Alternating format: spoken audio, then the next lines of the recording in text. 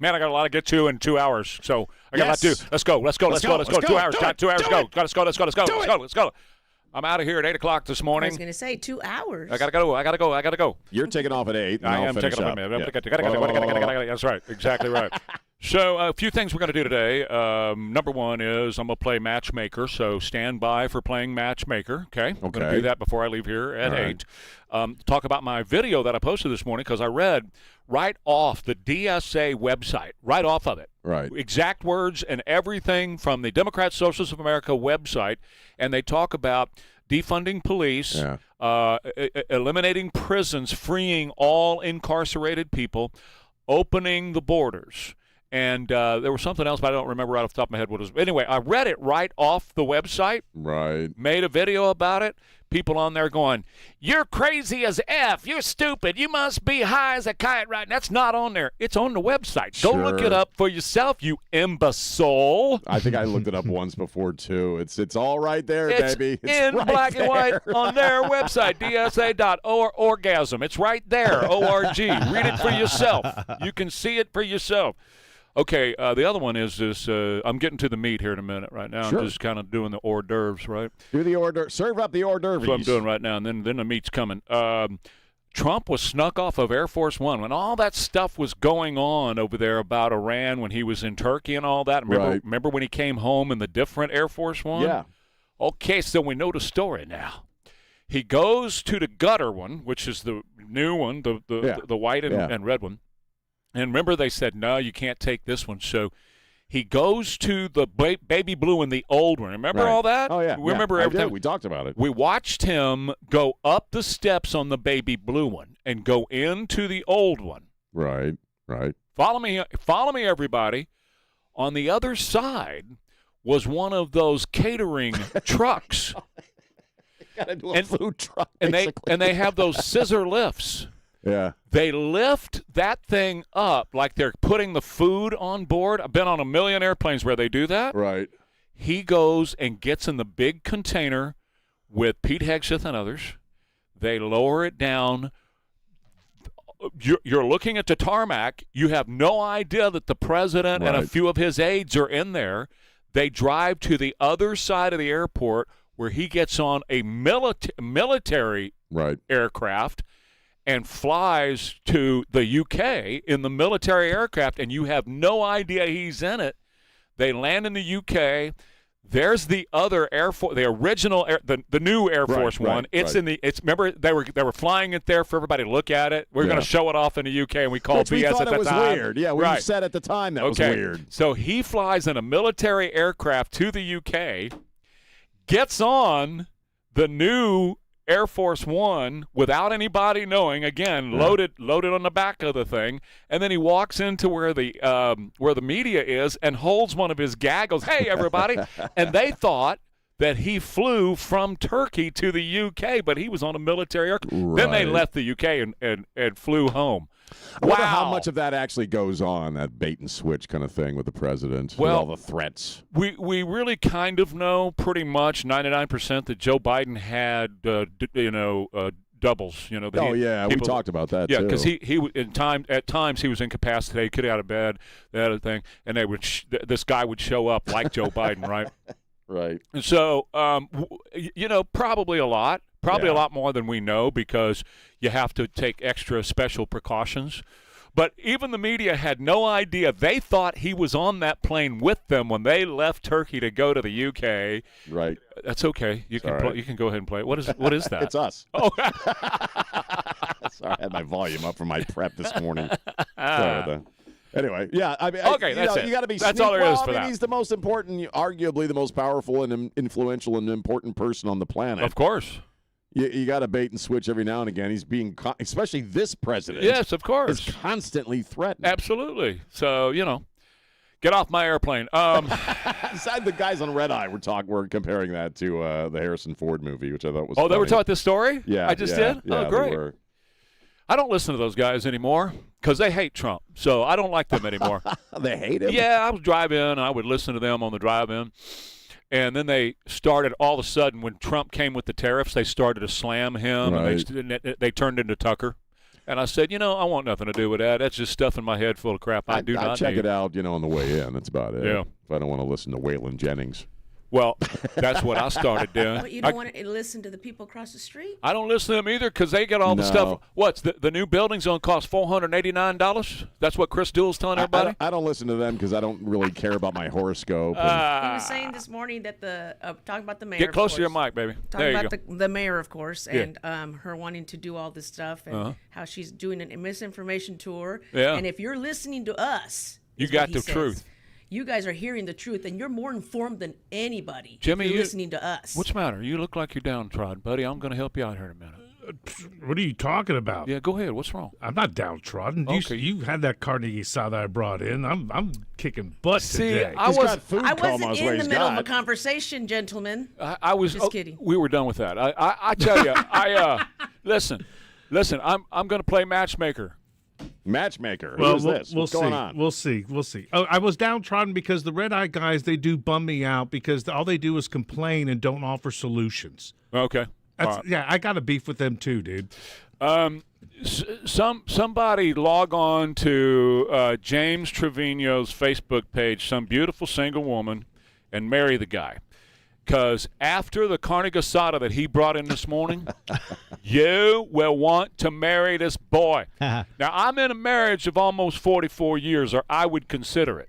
Consider marrying James. Yeah, That's I'm so telling gay. you, that was some serious. Well, I don't care anymore. I'm over all that. And I'm celibate, so it'll work. Yeah. Oh, God. My gosh. My wife makes the best carne asada, and she still does, Jimmy. She still beats you because I'm going to sleep next to her tonight. So, I'm going to say that. My son, that was good. That was great. It's that damn Wagyu beef, man. Jeez, somebody marry this boy. Carry him off to the Virgin Islands where he belongs. He brings in great food, and he's already learned that I don't eat before I go on the air because Take some bad home. things happen when I eat before I go on Well, the you air. stink up the studio, but take some home. I take care of him every He takes now care and of me. then. He's Okay. fine. But if he you- is a very good cook. Trey, Very good cook. you're welcome to hook me up, but I Yeah. have to be the one that signs the prenup. I don't want a girl that she has to sign my prenup. Oh, you want Wow. to sign hers. I want to be the broke one in the relationship. So we'll get you Taylor. All right.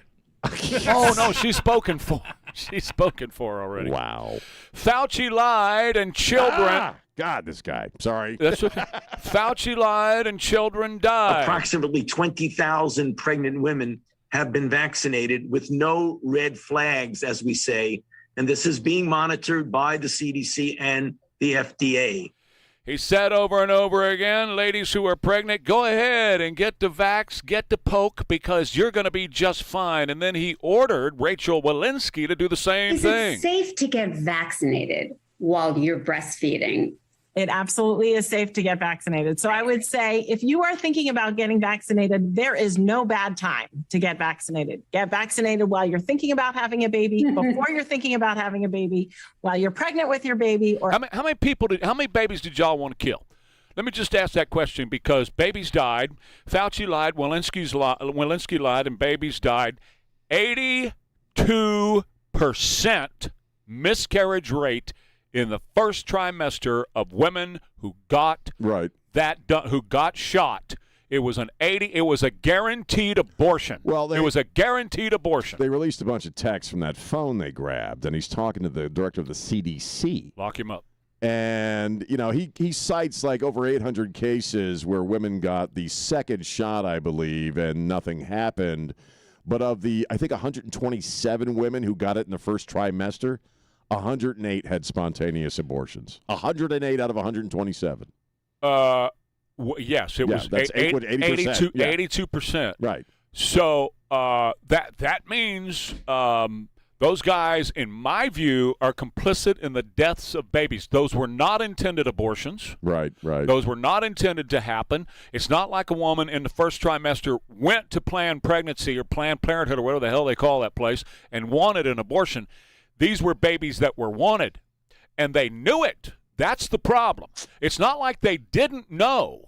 They knew what it was because they were talking about it amongst themselves, and then they'd go to the camera and say, "You're perfectly fine. Nothing's going to happen to your baby. You're going to be just fine. Get the shot." Yeah. I'm science, and you're going to be fine, so listen to me. And the next thing you know, the baby's dead. Now, I mean, to me, that's murder. That's what I call it. Again, the numbers, you look at the numbers. 82%. 82%. It was 108 out of 127 women who got it in the first trimester. That second shot. Yes. Is it just me, or is that not pro-choice?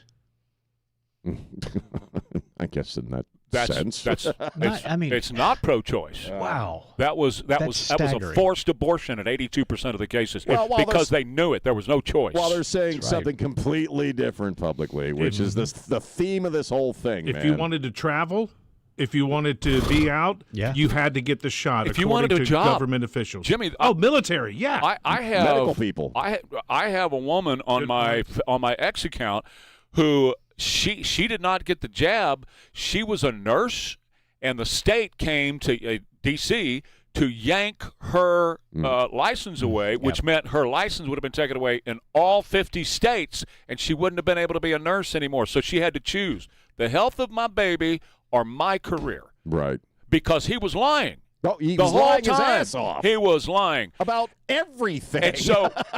And so we can't do anything to this guy? Really? Seriously? Yeah. We 82% of these babies died, and we can't touch this guy? No. Who is this guy? There's got to be a way. Other than being an evil creep a-hole, who is this guy? No, Who is he? He's the definition of evil. He's an evil little booger. He really is, and he should be in a cage. Jack says this all the time. I agree. We say it. He should be drugged before an international tribunal. That's not going to happen. But this guy needs to be put away, man. He lied. Unbelievable. What? Here's the question. What didn't he lie about? Everything. I can't think of anything he didn't lie about. You know what I mean? He lied about the masks. He lied about the social distancing. He lied about pregnant women. When did the guy tell the truth? It's just simple. Fauci lied and babies died. Fauci lied. Babies died. We'll tell you about my friends over at Hammond.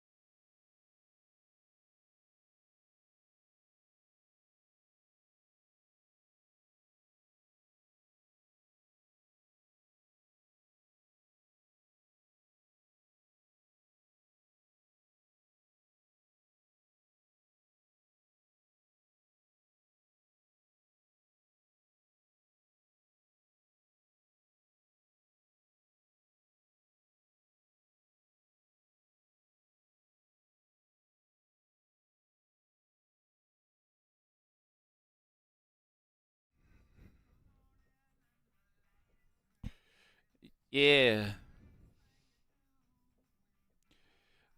We're just going to get to it real quick. Billy F. You've been ZZ'd. 623, Ware and Rima, KTSA. Want to read you something?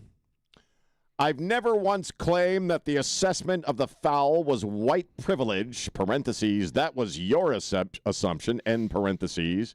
Try exercising your critical thinking skills. I know you studied psych. Furthermore, I'm the last thing from ignorant or asinine when it comes to speaking on, quote, white privilege. Do ya research on that one.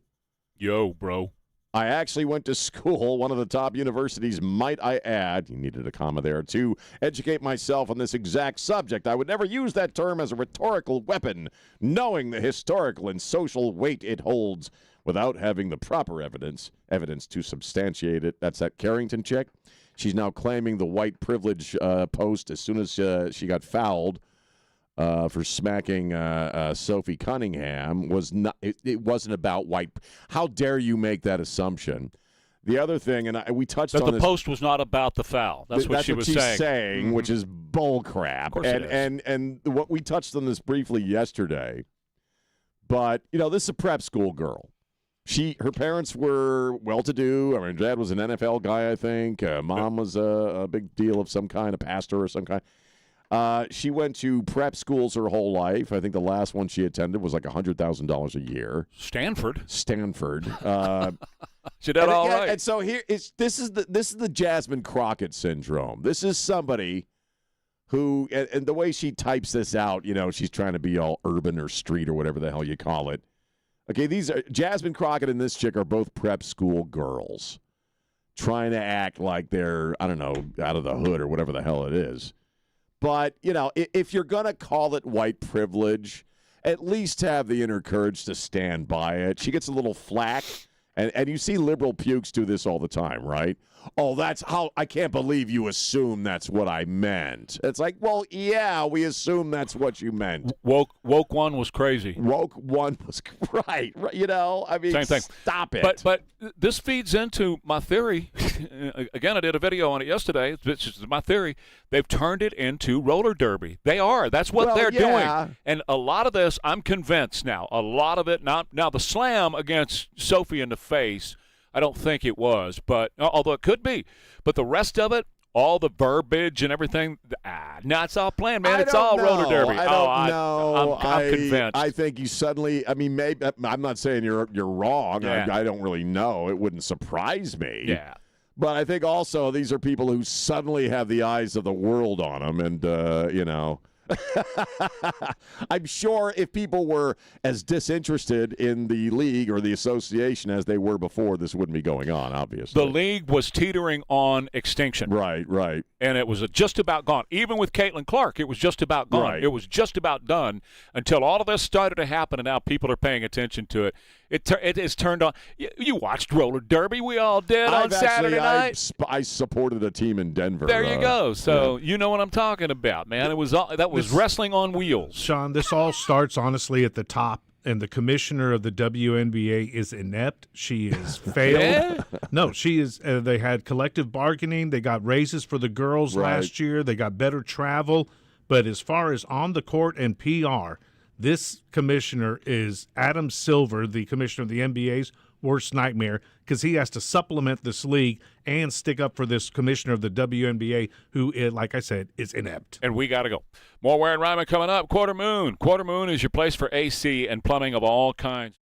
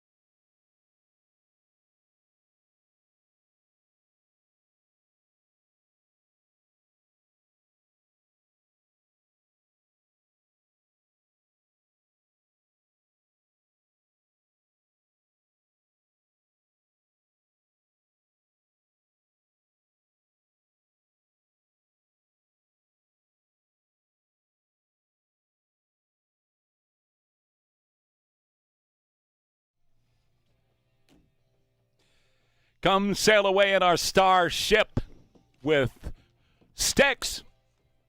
Dennis DeYoung, outstanding singer, and a bunch of great musicians. Yeah. All right, 6:34. Ware and Rima, KTSA. Follow me. I'm gonna take a little journey. Let's take a little walk. I'm gonna take a little journey here.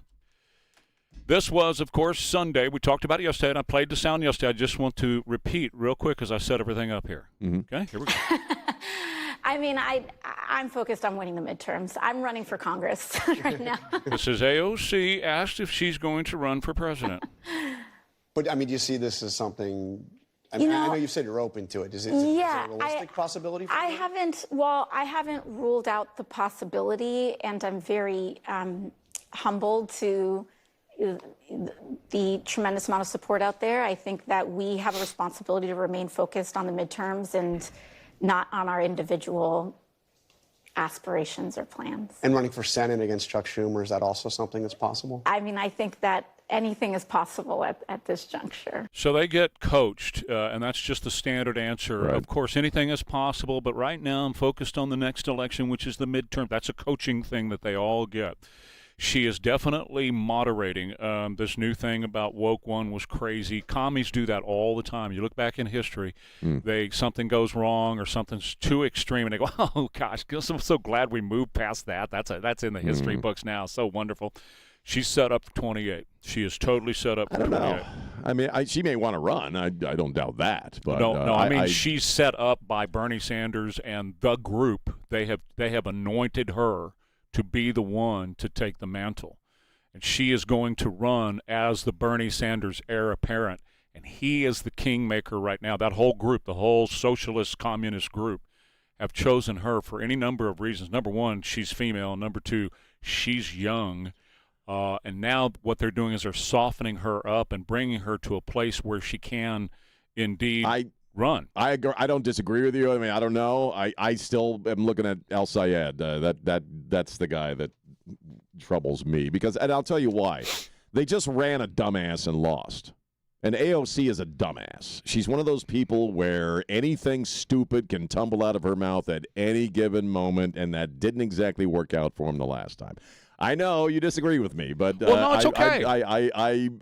Syed is the one I'm looking at. It won't surprise me if it's him. I am convinced 100%, though, it's going to be her because of all the reasons I just stated, and they're working really hard. Here's Jessica Tarlov on a Scott Galloway podcast yesterday. Listen to Jessica Tarlov. I mean, she can be. She is now compared to the real core DSA wing, like the far left stuff, like the Daria Lisa. AOC is like a moderate Dem on a comparative basis. That's a fair point. She's very good, and Republicans, I'm not saying voters, but her relationships with Republicans on the Hill, I think, is one of her most under-discussed and most important qualities. People genuinely like her. Listen to what's coming. This is going to be real important in what they're setting up for her. That's I think super it's interesting. good. I didn't know that. Yeah. Listen to Tim Burchett, for instance, super conservative representative, loves AOC. You cannot get him to say a bad word about her. So, That's really powerful. There's no doubt about it. She's a remarkable talent. Yeah. So they have her set up to be the young female person who is of a minority to go against the straight white dude from the Republican Party in J.D. Vance. Right. And J.D., she was asked about that the other day. She's got to go through the primary. The Dems are going to have AOC and Syed and two different factions go at it in their primary. He may not even be in the primary. He may not even make it to a senator. So just watch that very carefully. Mike Rogers could mop the floor with this guy before it's all over with. And look, I'm kind of predicting that at this point. If they want to run her, by all means, run her. I understand. She is an epic dumbass, and it would be an incredibly stupid political mistake. I used to believe that too, and I was in that camp too for a long time. I'm not so sure anymore. You think she's smarter than what she pretends to be? I think she has a little bit of that in her, but she's getting great coaching. Bernie Sanders has spent the last 12 years working on this, setting this up. He beat Hillary Clinton in the primary. They stole it. The deep state stole the primary from him in 2016. Oh, yeah, certainly they did. He beat her. He was packing arenas back then. Hillary couldn't even pack a Starbucks. I mean, it was just amazing to see what they did. And he clearly, without a doubt, has been grooming her for the past 4 years to take this position, where now she's not sounding as stupid. She's not doing these appearances on the drag. Every night I would come home, and the only thing that would help me disconnect and unplugged was watching Drag Race. Wow. That was the thing that I did every single night. She's not doing that stuff anymore. That's over with. But here was what I would ask, okay, and I'm just tossing questions out and getting your thoughts on this. We both believe that for 4 years the real president was Barack Obama, right? I've said it that whole time, yeah. Which means if that's true, then Barack Obama is the real power behind the scenes, right? Barack Obama is an extremely strong person in the Democrat side of things. If he managed to puppet a president for 4 years, that's pretty powerful. Uh-huh. And he's calling Syed. No, he has called her, too. He's called her, too, but I just... He's been on the phone with her. I agree with what Donald Trump said yesterday, that they're jihadists. Well, they are jihadists. And so Syed, again, makes more sense to me than she does. Well, I could be totally wrong. Okay. I'm totally cool with it if I am. Yeah. I run either one of the dumbasses. so could I don't care. So you know could what I I. mean? I could be totally wrong, too. But I keep looking at that guy, and I could be totally wrong, too. Right, but I'm telling you, what I believe is they have lined her up in so many ways. They're softening her. They're moderating her right now. They're not moderating him. In fact, they're doing the opposite to him. They're shoving him further to the left. That's not going to play in a general election for the presidency. Here's what it all boils down to. Here's where the books are right now, okay? Right.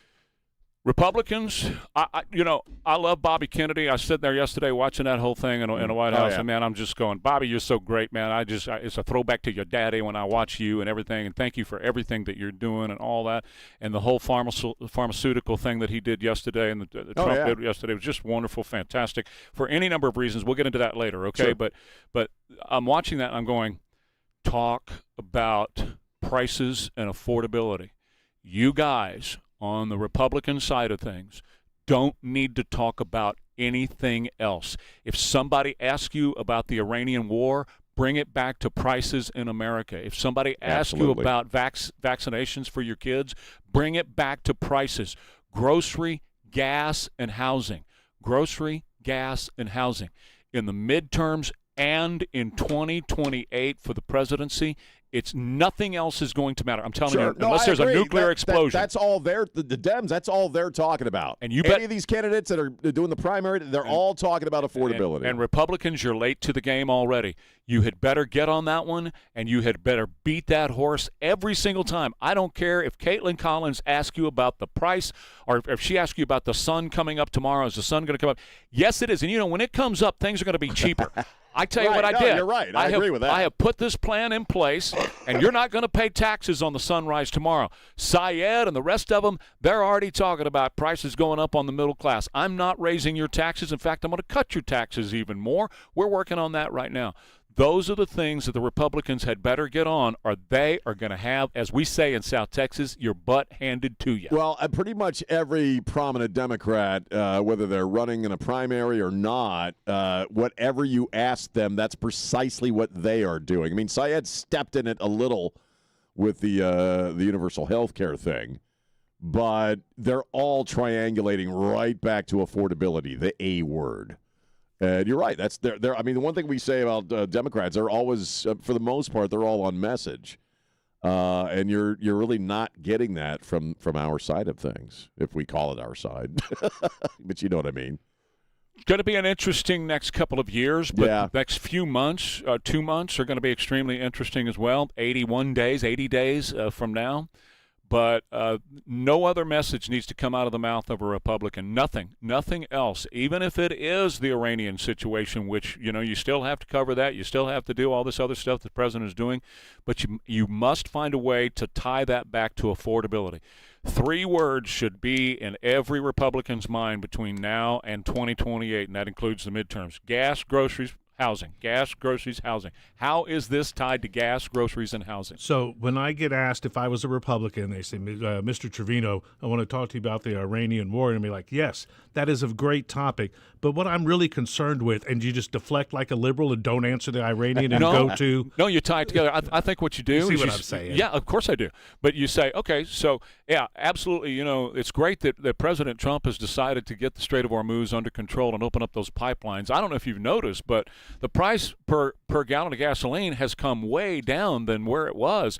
In the Joe Biden years, you were over $5 a gallon for gasoline. Right. Now, we brought it down to around $4, and it looks like we're going to be in the 350s, and we might even be under $3 a gallon by the time the election gets here because of the moves that we have made as Republicans. You've got to bounce it off Biden's economy. That's how you do Sure. it. Yeah, absolutely. But they're not doing it. No, and remind people, it's okay to go back and say 4 years ago the price of eggs was $12 a carton, and Sean was paying $9 for a gallon of OJ. It's okay to go to that. That's the context you have to present this in. But if you're talking about anything other than prices that people are paying right now, you're losing. You are going backwards. So, okay, I agree. Let me tell you about Texas Rhino Shield.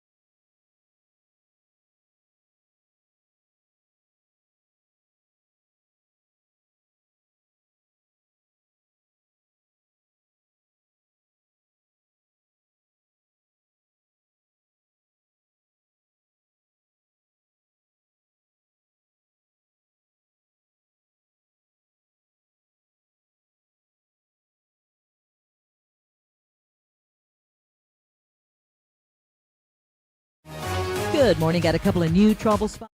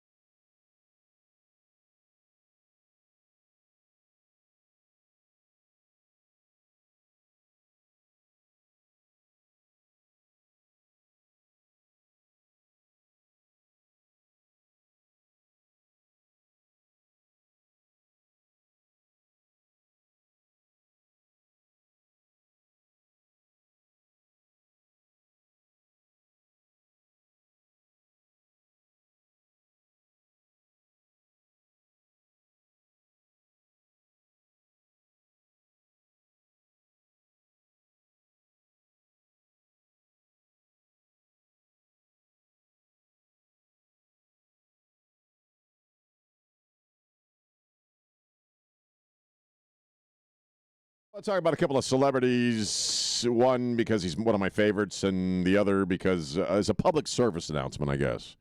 Public information. The first one, my favorite TV show of all time. Hogan's Heroes. No, that's yours. No, and it's not. People assume it's Star Trek. No. House MD, I thought, was probably the best show I've ever seen. I just Hugh love Laurie? that. Hugh Laurie, who's a British guy, and he used to be on I'm trying to think of the guy that used to do the comedy show with, and very funny actor, British actor, and had been for years before House MD came along. And Great singer. Great singer. Guy has a blues band, and I actually had his record at one point. I don't have it anymore, but I did. And very talented guy, and he has come out in favor, and he's a liberal guy. He's a real liberal guy, and he has come out in support of keeping men out of women's sports. That's white privilege. Huh? That's white privilege. Oh, I know. I'm being a racist for even saying Oh, it. he but is. Yeah, sure, he's being a racist. But Hugh Laurie admitted that he supports protecting women against dudes in their sports. I got to talk about the Brad Pitt story. I first started seeing this as a meme, and then Fox did a story on it yesterday. And I did a video on this morning, okay? Brad Pitt, bar none, is one of my favorite actors. He is a very fine actor. I mean, there's some roles he's done where he just absolutely disappears. Now, he's a great action guy and all that, but, I mean, did he win the Oscar for the Tarantino movie, I think? And I think he's a great actor. He's, been very public about the alcohol thing, and he quit drinking 7 years ago. Which was around the time that the Jolie divorce, I guess, was being finalized. And he's talking to Esquire, and he says, well, I got off the wagon in a big way and had way too much to drink and decided that, I'm just not going to have that much. I'm not going to talk about his situation because I don't know the man. I don't know, Hey, good luck with that. I mean, that's great. It was 7 years sober. 7 years sober. And when I heard it, I also heard like every sponsor and every recovery person across the land just kind of go, huh. I have said those exact same words to myself probably half a dozen times over the course of my lifetime. And this is the public service announcement. This is me talking about me. When you say those words, what do you mean those words? I can moderate. Okay. I'm just going to drink a little. Just a little bit. Just a little bit. In my adult life, I have probably tried that half a dozen times. It never worked. Because you know a little bit? You maybe you can pull it off for a couple of days. Maybe you can pull it off for a few weeks. But eventually, in my case, I can't speak about him. In my case, and frankly, in most cases, you not only end up right back where you were, but I found this with myself, you end up worse. And you have a highly addictive personality. I do. You've said that before. But everybody's an alcoholic, has an addictive personality. I mean, that's where it comes from. And the problem with an addictive personality, whatever your drug of choice is you got a little voice in your head. And the little voice in your head is going, you'll be fine. Just don't drink so much. Live a little, have some fun, just don't go overboard with it. We got these little voices in our head constantly, the typical, stereotypical angel on one shoulder and a devil on the other, whispering in your ear. And the most dangerous voice you hear when it comes to sobriety and stuff like that is your own, which is you can moderate, you can take it easy, just don't go overboard. And all I'm saying is that from my personal experience, that has never worked out. They saw him at the Taylor-Travis wedding, and he'd had more than just a little, they say. I didn't see him. That, yeah. I wasn't there, but they said that he had more than just a little bit. And the puffy is back to his face now. The pictures from that wedding, all that puffy was gone. That look that you have when you're drinking, and he's back to drinking again because all that stuff is back to. You can see it. You can see it. And at least he was honest enough to. It was an Esquire interview. Esquire interview. Yeah. That's what I'm referring to. And again, I don't know him. You also don't want to start getting all judgy on other people. I don't know. That's his life. I'm just talking about from my own experience. Mm-hmm. That's never worked out. And it's one of those things that when people relapse, it's because they're allowing that voice to kind of advise them. And again, it's your own voice. You and I probably believe it's a demonic voice that says you'll be all right. You'll be all right. You can handle this, and you can't handle it. It's a demon. It is a demon, and so I wish him well. Mm-hmm. And if he can pull that off and he's fine, good on him. But I couldn't. You couldn't pay me money right now to pour a drink down my throat. What do you what do they call alcohol? What do they call it? Yeah, what do they call alcohol? This will answer the question as far as what we were talking about. They call it spirits. Yeah, that's spirits. And there's a reason for that. It originally goes back to what we were just talking about, Sean. The root of it definitely is in the spiritual realm. There is no doubt about it. No question about it. It's a spiritual battle. And people choose to fight that battle on their own instead of relying on God to fight that battle for them. And you can't. You lose every time. You have to let God fight that battle for you. That's when when you actually get victory over it. Pretty much everybody is going at it from a higher power standpoint. Again, I don't layer my own story on other people and how I did it and what worked for me and what didn't work for me. Definitely talking to God worked for me. Just submission to Him. But the other thing is just don't be careful of those voices. If you're out there, be careful of those voices in your head, which usually sound just like you. And saying, hey, you'll be fine. You can just drink a little. And here's the one I want. Ain't gonna work out. And here's the one I got to give you right now. We'll be right back. Ware and Rima, KTSA. When you want.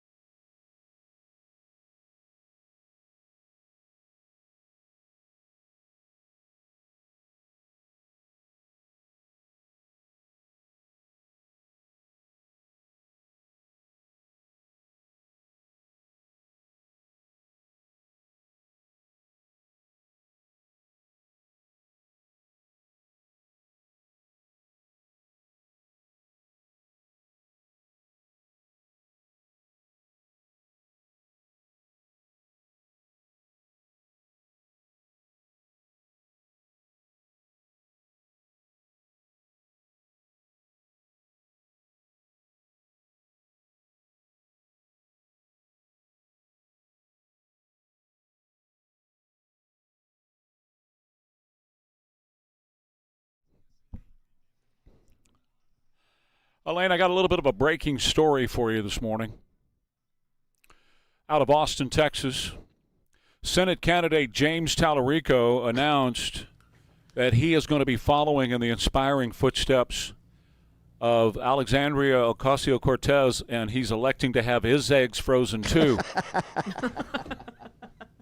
Tallarico posted a video injecting himself with a combination of hormones to stimulate the release of eggs, which would be collected by his obstetrician for freezing. Are they vegan eggs? Are they vegan eggs? Yes, they are, as a matter of fact. In light of this administration, here's a quote. In light of this administration denying access to reproductive health, I want to keep my options open, explained Tallarico. This is a personal decision that every egg-producing person must make for themselves. Oh, my God. Right now, I'm completely focused on winning the Senate race in Texas. That doesn't mean that I should be denied the chance to one day grow a baby in my tummy. Why don't him and AOC get together? Babylon B. Oh, God, they're so good. They are so good over there. They are. Really That'd be a great job, just sitting around coming up with that kind of thing. That'd be fun, man. Wouldn't that be a fun way to make a living? So good. Making fun of people like that. Julian Epstein. He wrote a piece the other day. I don't know if you remember this on Friday or Thursday. I was talking about riding on the back of a tiger, and then the next thing you know, you're in the tiger's belly. Yeah. Well, Julian Epstein wrote a piece where he said, I'm getting off the tiger. I'm not going to ride this tiger. Julian Epstein, he was a bigwig protecting Bill Clinton for the impeachment thing, and then he was in the Hillary for President campaign. He was chief legal counsel, and he was talking about El Sayed, and he said, I'm backing Mike Rogers. Now, this guy is a long-time, die-in-the-wool Democrat, but he ain't going with this jihadist. If you rely on MS, listen to this. This is so important, guys. This is what we talk about every day. He said, if you rely on M. Snow for news, I think you're basically illiterate and uninformed about what's going on. Remember, I've been talking about we're in the truth bubble? Right. And if you're out there with M. Snow and CNN, you are illiterate and you don't know what's going on. And he's saying that. Mm-hmm. He said, we are in a civil war right now. News media is missing out and not covering it. But I think more importantly, they're missing the nature of the extremism that is happening with the left, and they're missing the bigotry that is emerging on the left. With critical race theory being taught to kids in school, it's basically a permission slip for more bigotries. It's to divide and tell people the most important thing about them is race and to start building public policy around that. That's what critical race theory is. And now that they have embraced Islamic extremism, they have gone one step further into a sectarian set of beliefs, and I don't think the news media is covering that, and they should be covering that. And then he goes on to say, what if the KKK became as prominent in the Republican Party as the socialists have become in the Democrat Party? You know the media would be all over that. They'd be filming everybody in their hoods every single day and talking about that. Yeah. But these Hamas-aligned supporters have an incredible amount, and as Donald Trump said yesterday, jihadists have incredible amount of influence in the Democrat Party. And look, ABC and M. Snow and the rest of them aren't talking about that. He says that the most racist ethno-supremacist movement on the planet, the Iranian Axis, includes Hamas, Hezbollah, and the Houthis, and they don't want peace. They have one goal, which is the redemption of a 7th century caliphate. And the way to achieve that is through the slaughtering, the massacre of Jews first, and the slaughtering of or forced conversion of Christians after that. It is the closest thing to a modern-day Hitler, he says. I saw that. I thought of you. Thank you. Thank you. And the Democrat Party is aligning with that. They do not have a moral center anymore.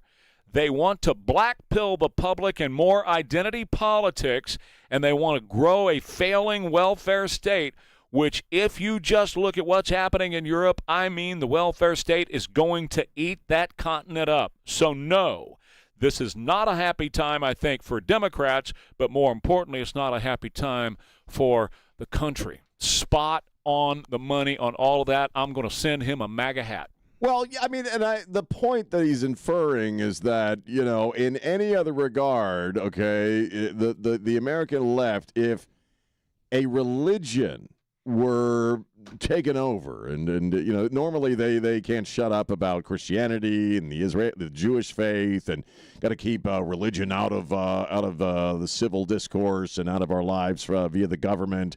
In any other regard, they hate religion, right? We talk about that all the time. The hatred of religion itself on the left, unless what? Unless you're a Muslim. So I thought it was a great piece. I thought it was a great point that he made, and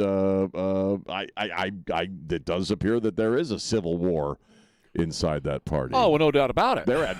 They are sure at each other's throats with this stuff. But here's what they're all talking about. First of all, the moderates have accepted all the weirdos, okay? Yeah. So Chuck Schumer has said, we're a big tent party. All those guys, Right. We're a big tent party. We're big tent. So they're welcome in here. So they have welcomed this faction with open arms, and they're so happy that they are there. They are very pleased with themselves for welcoming them.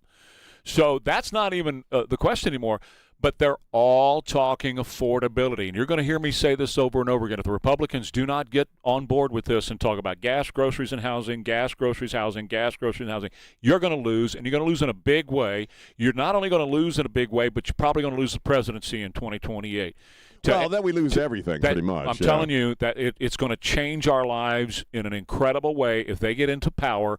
We have never seen anything like this before. Never has this existed Not before. in this country. No. We're a very young country, and it would be very, very sad and pathetic and stupid, frankly, if we lost it all because of that big old tent flap being open. They created a Frankenstein monster. Sure they did. They let the wolf in the door. They sure did. And that wolf is going to eat them all up, man. Yes. It really is. That's right. And voices like he's a Democrat who makes sense. He's telling you how it is. These are jihadists who are dedicated to your destruction. Yeah. That's it. They want you dead. They're not here. I have a piece right here. Let me just play it real quick because it's El Sayed, and he's sitting there with Rashida Tlaib. Rashida Tlaib is the most extreme of the extremists of these that are in our Congress, okay? You thought Ilhan Omar was something. She's nothing compared to Rashida Tlaib, okay? So I got to grow up watching Rashida be an elected official. Yeah. All right, so Rashida's like my older sister. Every time I make a mistake, I just get the text message. It's like very much older sister energy, and I'm like, I'm sorry, I'd be right. No, you apologize. I care enough. Well, no, but the point that I'm making is, what better joy and appreciation than to have somebody who's looking out for you, who's been there before. So. This is a room full of Muslims with their hijabs on and whatever that are in Congress, are running to be in Congress, okay? And you welcome these people into your party, Democrats, and we welcome them into positions of power at our peril because they're radical Muslims. These are not just your run-of-the-mill, every day, leave me alone, let me pray 5 times a day. That's not who these people are. Oh, no, they are radicals. Look at Europe. Look at Great Britain. Look at what's happened there. It would be, again, sad and stupid if that were to take place here. But we talk a lot about, who's at play here, the communists or the jihadists? And I think we both agree they're working in tandem. Sure they are. Now, eventually, the jihadists going to slam up against the communists. And they will eat them. Because, yes, they will. Again, if you're a communist, religion is a poison to the people. Remember that? Mm-hmm, sure. So at some point, their little union isn't going to work. Their dark little union isn't going to work out. But the jihadists are the ones that I'm most concerned with. Here, going back to the original statement, then we got a break. The communists are riding in on the tiger that are the jihadists. Right. Eventually, the communists end up inside the jihadists, inside the battle. We got a break. Yeah. Tell you about my friends over at Alamo.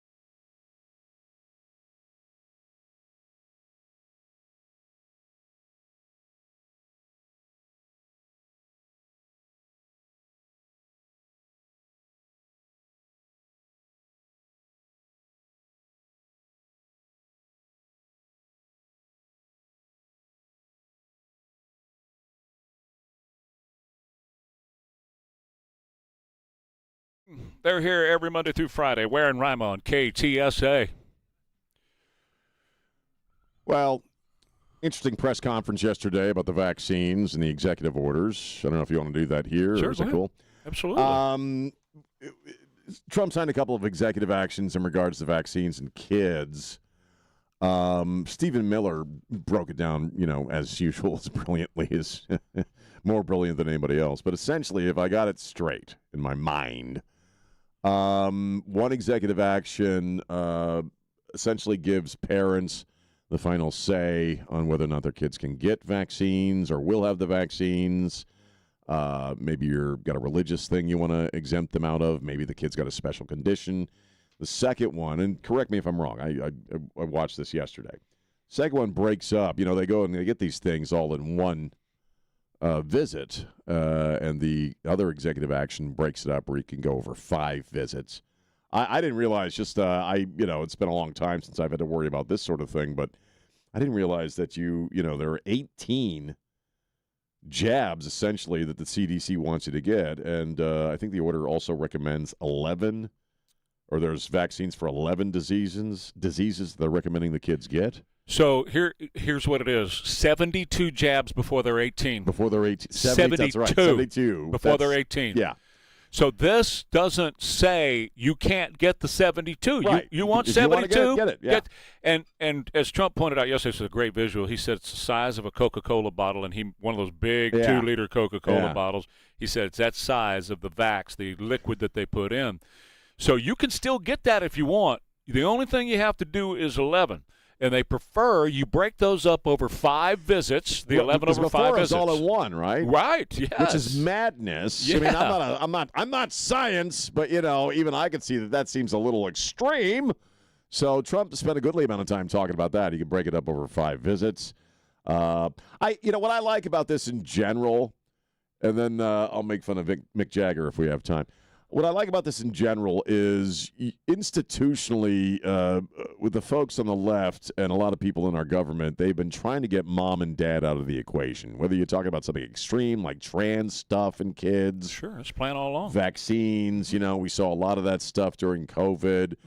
Mm-hmm. Mom and dad should not be the parents. The state should be the parents. So anything, in a sense, that gives control back to moms and dads, whether it's your kid's education, their vaccine schedule, their gender, I'm all for it, man. Well, the state has, and this is again Marxism. You call me crazy because Trey's looking at a commie everywhere, but this is Marxism. You have to replace parents with the state. You have to replace the state has to replace God and your parents. I was going to say it's got to replace everything, God included.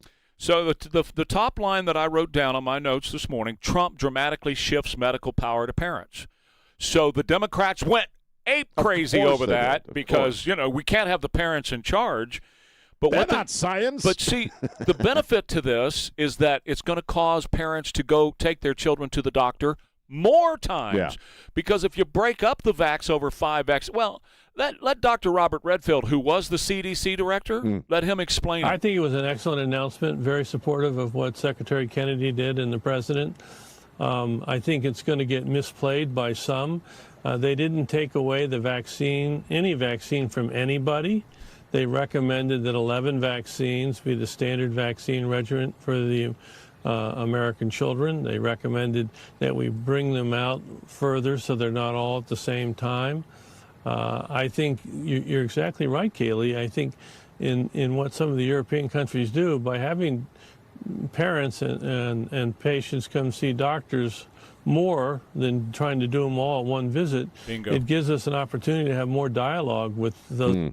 So it gives you a chance to have the medical community ought to be very happy with this because they get to see the kiddo more and follow them more. 5 copays instead of just one. Well, right. but also they monitor them more closely because they see them more often. So it's a good thing. It just makes sense to me. Instead of getting them all in one visit, it makes logical, reasonable sense that you would want to spread that out over several visits. So I agree with that. I thought that was a interesting press conference. I mean, then he got back into the reparations and Iran. He was asked a few questions afterwards about, Iran wants reparations for all the damage. And Trump's like, well, we need some reparations from you for all the people you killed over the past 50 years. Well, yeah. I mean, that's exactly where he took it. You guys want us to pay you. Well, okay, you pay us first because you've killed thousands and thousands of Americans. How about the USS Cole? How about blowing he took guys all up the in way Iraq? back to the Cole? Yeah. He did. Yes, he did. The other thing, this is just funny. Mick Jagger is 83 years of age, and a video was circulating, and this happened a few years ago, of him in a club of some kind dancing with some folks. And I want to say something for the record, and this will upset people, okay? First off, I applaud the man for being as old as he is and being able to move like that. God bless you, Mick. If I tried that, I'd end up back in the hospital. Not diminishing, trying to criticize his ability to dance, okay? But you said it was a few years. This was new. No. He did a video in a dance studio years ago. Okay, this is new, though. Yeah, this one just came out. No, right. But this is the first time that we've seen him. He was prepping for a concert a few years ago, and we all watched that one. Right. Okay, I'm going to say this, and some people might hate my guts for saying it. He has a lot of energy, but Mick can't dance. That's not dance. Is that dancing? It looks like he's having a fit of some kind. I never thought it was rhythmic. You know what I mean? Like he just kind of shivers, Trey. He just kind of shivers, and it's like he's having some sort of spastic fit when he dances. It's never in rhythm with the music. Well, nothing the Rolling Stones do. None of them play in rhythm. None of them play on key. In other words, I don't want the moves like Jagger because he looks like he has a medical condition. But that's not dancing, man. But Sean, and I'm saying that as somebody who can't dance. I was going to say I've seen you try it. So I can say I'm not saying. But it doesn't even match the freaking music when that guy's doing that thing.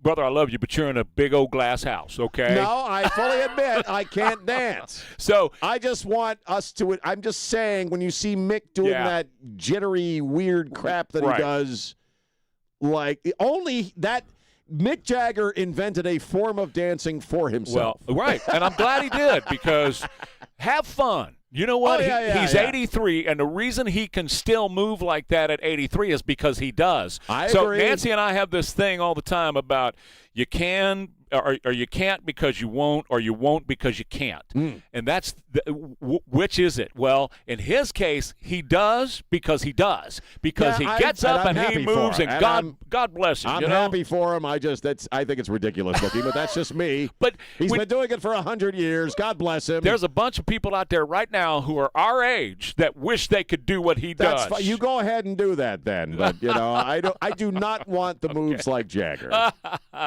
He looks like he needs like an antibiotic. I thought it was cool to see an old man do it, man. I love that kind of. Get on with it, son. An 83-year-old guy can still do that. Yeah. That's to me, that's not dancing. That's some sort of alien weird. Okay. I don't know what the hell that is. Okay. I'm just saying. What is dancing? But here's that's a good question. What is a woman? But here's the thing: who's got all the money in this? Well, he does. Okay. So he can do whatever he wants. Let me talk about Window World and our friends over at Window World.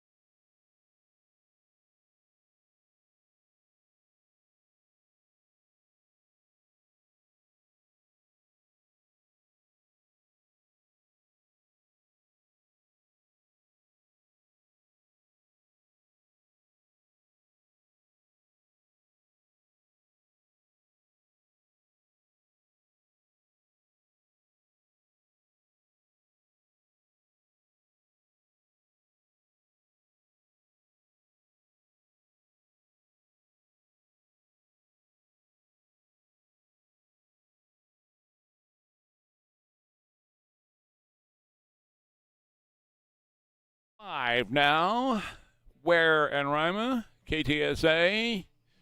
And so what did the president have to say yesterday? I think they should pass voter ID. I think they should pass proof of citizenship. Basically, Save America, Save America Act. I think that should be something that we should absolutely get. Yeah. Well, no, sir, you're absolutely wrong about that. 19 states have already passed laws to make it more difficult to vote. Then this president, hey everybody, so they're trying to mess with your ability to vote, just to break it all down. Yeah. You've got the Supreme Court, they just sealed the deal with this case that just came up recently, the Calais decision, which basically took the power out of the Voting Rights Act, which was designed to protect your right to vote. No. So you got the Supreme Court doing its thing, then this president is trying to push this SAVE Act, which basically would require that for people to register to vote, you're going to have proof of who you are. You're going to have proof of who you are. Now, I just awful. I want to make sure everybody That's awful. I want to make sure everybody understands she was seen leaving Brad Pitt's home before she made this video. She was. A passport, which a lot of Americans don't have, or a birth certificate. Same point. Obstacles to make it difficult for you to register to vote. So back to Brad's house for you, hun, because that's obviously where you feel a little more comfortable hanging out with the pitster. So that's old Kamala, and she says you're going to have to prove who you are if you want to vote in America, and that's a terrible thing to prove who you are. That was on Friday, and I've been chuckling about that video all weekend. I mean, she is seriously a dumbass of epic proportions. Because we were all watching the video going, yes, right, yes, you need to prove who you are to vote. That's the point, you dumbass. It's amazing. Absolutely right. So they're not going to pass it. They've made that perfectly clear. So you're stuck, and you know the rest of the story. Anthony Fauci lied, and babies died. Approximately 20,000 pregnant women have been vaccinated. By the way, this one, Sean, was in 2020. This was 2020 when he said this. No red flags, as we say, and this is being monitored by the CDC and the FDA. So that was in 2020 when he said that.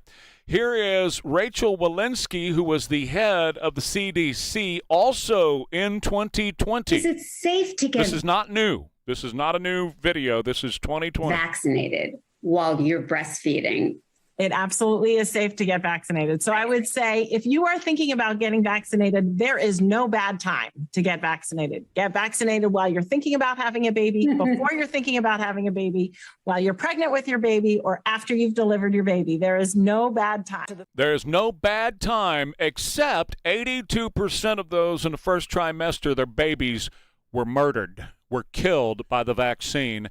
And the fact that these people, Anthony Fauci, Rachel Walensky, and the rest of them were out there saying, hey, no problem, ain't nothing going to happen, and the babies died as a result, they ought to be brought up on charges for that. That's exactly what that was. That was because they knew they were texting each other, and they knew the opposite was true, and yet they told mamas, go get it, nothing will happen, and they knew the result that was going to happen. Well, if you read if you look over the text, and these came out, they released these yesterday. It's Fauci, and I think the director of the CDC, and somebody else. It was her, I think. And they're talking about. He mentions that the booster. And again, this is behind the scenes in a text chain. The booster or the second shot could be theoretically bad for. I'm using his word. Theoretically bad for women who are pregnant, then you break down the numbers, which again is in this conversation. And Fauci, they're talking about 800 odd women who were looked at who were given the shot. I think the second shot in the second trimester, and they're kind of like, well, that's not a big deal because 107 babies, spontaneously aborted. But then you break the numbers down further. And when you get the shot in the first trimester, and they're looking at, I think, 127 women, 100. This is where they get the 80%. 108 of those pregnancies from 127, because the others were women who got it in the second trimester. Who got it in the first trimester, the baby spontaneously aborted 80% of the time. And they were lying their asses off about it, knowing that stuff. So this was also yesterday. Okay, this was not this morning. Yesterday, Dr. Robert Redfield, he went on television to explain why Fauci was hiding all of this stuff. This is from yesterday, okay? Do you think he felt that the American people couldn't be trusted with this information? Because in my mind, if you're a believer in vaccines, and look, we were both part of Operation Warp Speed that happened during the Trump tenure, more information is better in instilling public trust. I think there was a concerted effort by some, including Fauci, that we didn't want any information to be out in the public that would discourage people from being vaccinated. So the whole issue of vaccine side effects or vaccine injury was real, or the fact that the vaccine didn't really work in preventing infection, because I had a number of patients in the spring of 2020 that were having their second or third episode of COVID, even though they've been vaccinated. You know, Biden was incorrect when he said this is an epidemic of the unvaccinated. We knew that the vaccinated, in fact, got infected because the vaccine was non-durable. I didn't get it until I got vaccinated. I didn't have COVID while I was unvaccinated. I got the shot. I got COVID. I got it 3 times after I got vaccinated. I got it. And that was in 2018, 2019, right. I guess somewhere along in that time frame, somewhere along in there. Yeah, I got it in the hospital one time. I got it again after about a year after I got, or I forget what time, a year or so after I got out of the hospital. And I was vaccinated. Now, I just had the first round. Mm-hmm. I didn't have the boosters or any of that other stuff. But, yeah, it didn't seem to me like the vaccine was I was perfectly healthy until I got the vaccine. I was fine until I got it, and then I got it. Right. Okay, we were talking the other day about, in fact, it was yesterday morning on the show. Yesterday morning, we were talking about how President Trump is changing direction on Iran. You remember this? Yes. Yesterday morning? Oh, yeah. And he's going more toward the economic side of things and less toward the military side of things. So yesterday afternoon, and let me know if you looked this up, but yesterday afternoon I looked up some figures on the Iranian Misery Index. This is the average Iranian citizen? Average Iranian citizen, yeah. And again, I looked it up yesterday afternoon, so this is not from this morning, but it's yesterday afternoon. It's at an all-time high at 91%. Now, here's how they get it. They add the inflation rate, which is 82%. We're at a little over 3, and we're going crazy because high prices here, right? Yeah. They're at 82%. Their unemployment rate is at 9.1%. Unemployment. Our unemployment here is less than 4%. Right. So you add those two together, and you get the misery index of 91% in Iran. That is the all-time high, and it's double what it was last spring. The blockade is keeping products from them, and they're in a free fall. So here's some numbers for you. Again, this was from yesterday when I looked all this stuff up. Bread is up 140%. Dairy is up 116%.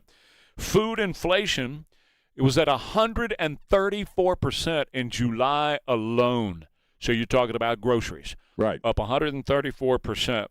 And at the same time, 1 million people have lost their jobs. So economic fury and Scott Bessent working. Well, I mean, we'll see. Hopefully, I mean, I do understand why people looking at this would say, because what you were saying yesterday is that, and some folks are saying this, that they're going to at some point declare victory in a sense, and that'll be that. I think the midterms have a lot to do with it. I think there's going to be a lot of people who are going to look at this and say, well, because I agree, don't get me wrong, I didn't want to relitigate yesterday. I mean, it's been a success. Their nuclear program is largely underground. Leadership, we don't know who the hell's left. They've been blowed up real good.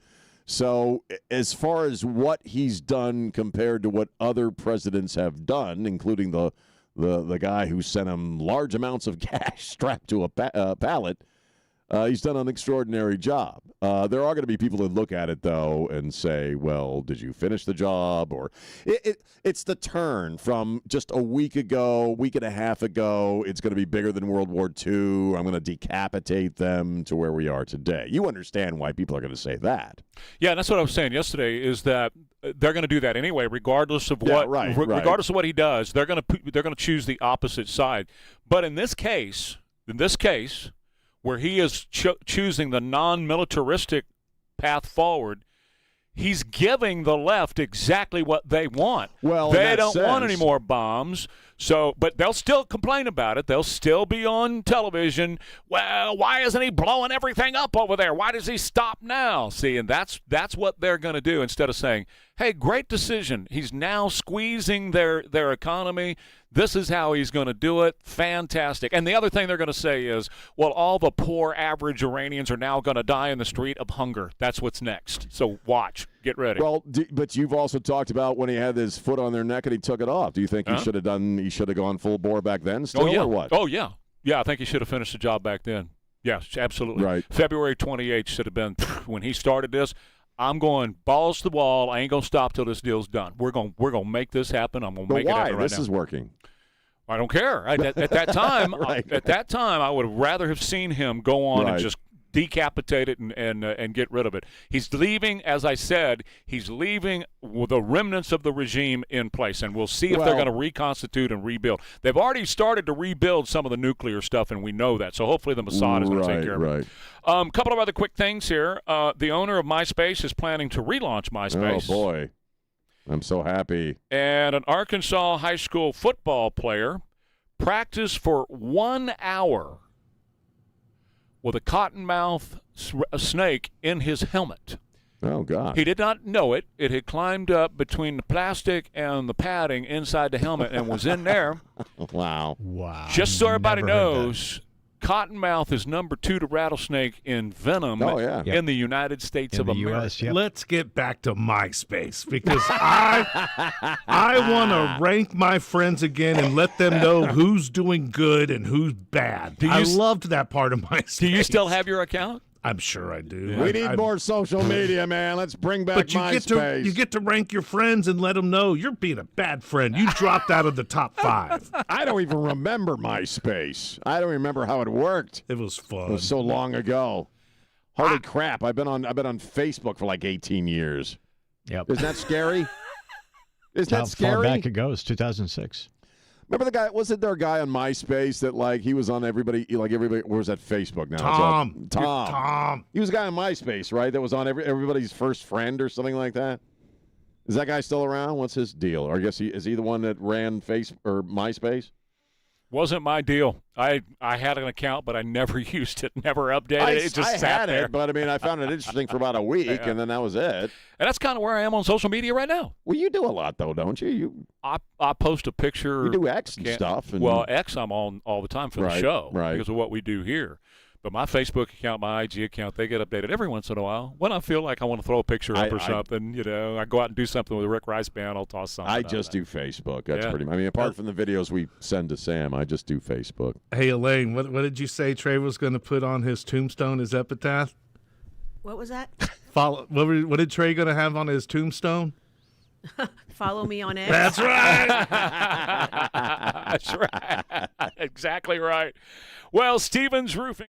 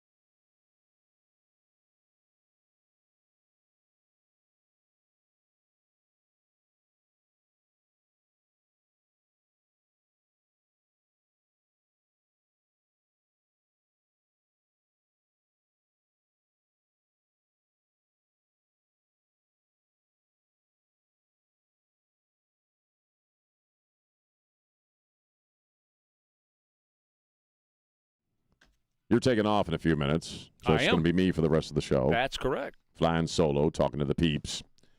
Mark Zuckerberg wrote an essay talking about artificial intelligence, and he's talking about something called superintelligence. And he claims that, and he's a good little liberal, even though he's the head of a multi-billion-dollar corporation. Evil corporations shouldn't have all the AI power, the superintelligence power. And he says that developing AI should center on individual empowerment rather than institutional empowerment, which, again, is an odd thing for a guy in his position to say. Mm-hmm.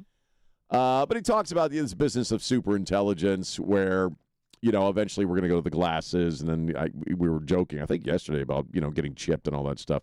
But the idea is that, you can empower. You don't have to be afraid of losing your job to AI, because if AI is it's a little hard to wrap your mind around. If AI is empowering the individual, there'll be, I guess, other things you can do to earn a living, or don't worry about losing your job.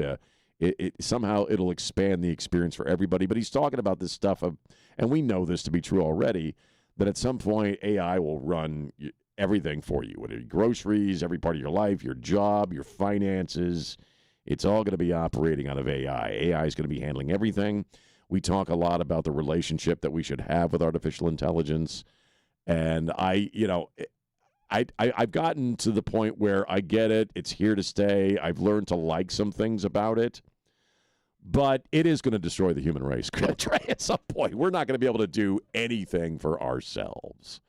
When it's running every aspect of your life and you're depending on it for every aspect of your life, whether you're a corporation or an individual, it's going to do most of the living for us. What are we going to be doing? When he put that piece out yesterday, and I was going through it yesterday afternoon, I was paying close attention to what he meant by personal power and all of that, because I find it very difficult that somebody like Zuckerberg is going to be willing to give up the amount of power that this is going to bring to him, because that's how he makes the billions of dollars that he has and that he makes every day. With me on that one too. It's like, whoa. Yeah. So how's that work, buddy?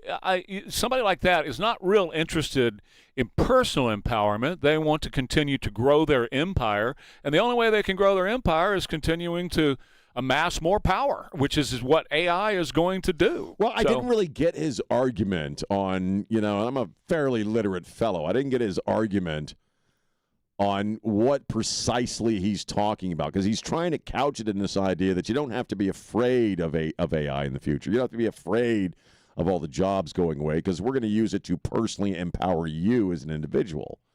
But really all he's talking about is AI running every aspect of your life. I don't really know how that would how that impacts people losing their jobs because AI's taken over. I mean, I've seen it just in my small regard with the publishing thing, in that it's all AI doing everything. Whether it's used to be you'd get people that would look over your manuscript if you make some updates and stuff. It's all instant, which means AI's doing it. We talked, I don't know when it was, but any kind of business thing you do on the phone, any kind of IT or customer service stuff you do on the phone now at this point, predominantly you can tell it's AI. I mean, it is taking over every aspect of our lives. Mm-hmm. And there's going to come a point where I just don't think people are going to know how to do anything. Could be. Maybe some simple gardening. I don't know. Well, something like that. All right. Well, I'll see you tomorrow. I'll see you tomorrow, buddy. I love you, San Antonio. Have a great day. Bye. Texacare is health.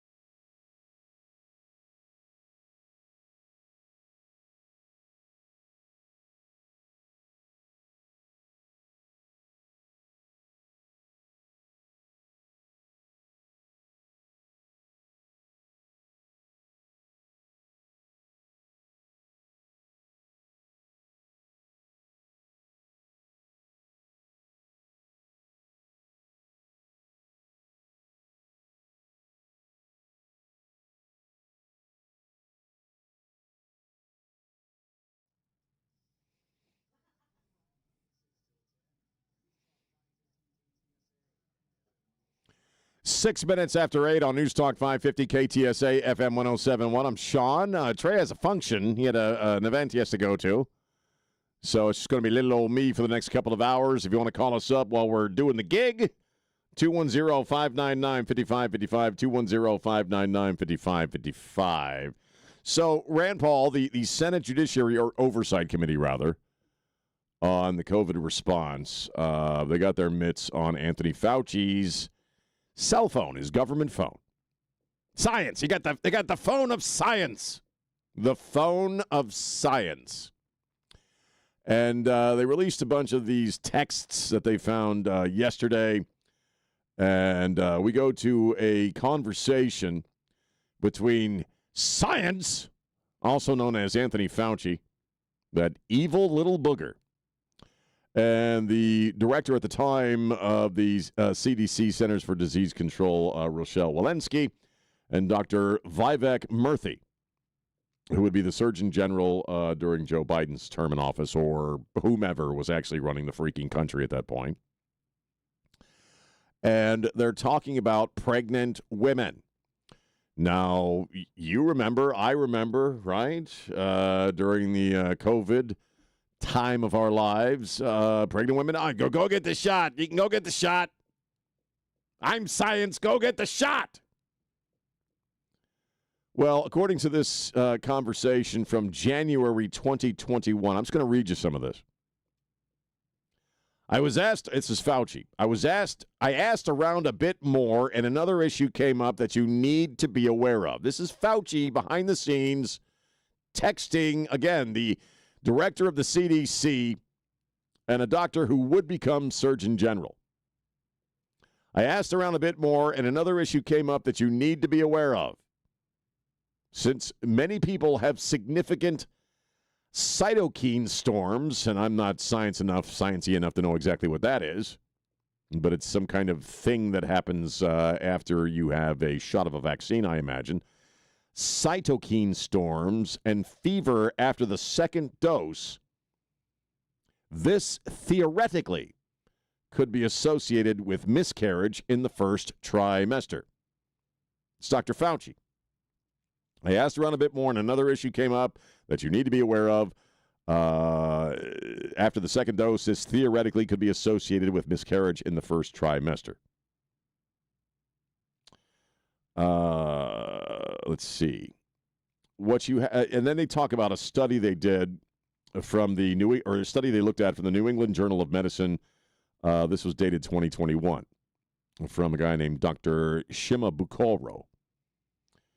And 820 pregnancies were looked at, 827 pregnancies that were exposed to the vaccines. Of eight, and this is, Trey was talking about an 80 percentile. 827 pregnancies were exposed to the mRNA vaccines. 104 had, quote, what they called spontaneous abortions, also known as a miscarriage. Again, this is going back and forth. Of the 827 women, 700 got their vaccination or the injections in the third trimester. 127 got them in trimester 1 and 2, which is where the 104 miscarriages occur. So understand what we're talking about. Of the 120, this is from the study from the journal out of New England. Of the 127 women who got the vaccine in the first and second trimester. So I was mischaracterizing this earlier in the show. 700 got their vaccines in the third trimester. This is a study concerning 827 women. 127 got them in the first and second trimester, and of that 127, 104 spontaneous miscarriages occurred. Now, I looked up your cytokine storm. A severe and dangerous medical condition happens when your immune system releases too many signaling proteins called cytokines into your blood too fast. Right. Causes extreme life-threatening inflammation, and some may lead to organ failure. That sounds bad. So that's obviously what happened. And Fauci knew it. Fauci said, well, these cytokine storms could theoretically theoretically my ass. You looked at almost over 700 women, and of the women who got the shot in the first and second trimester, again, counting up to 127, 104 of them had spontaneous abortions. He's Dr. Kevorkian. He is. Trey's 82%. That's an 82% miscarriage rate. This is shocking, and they knew it. They knew it.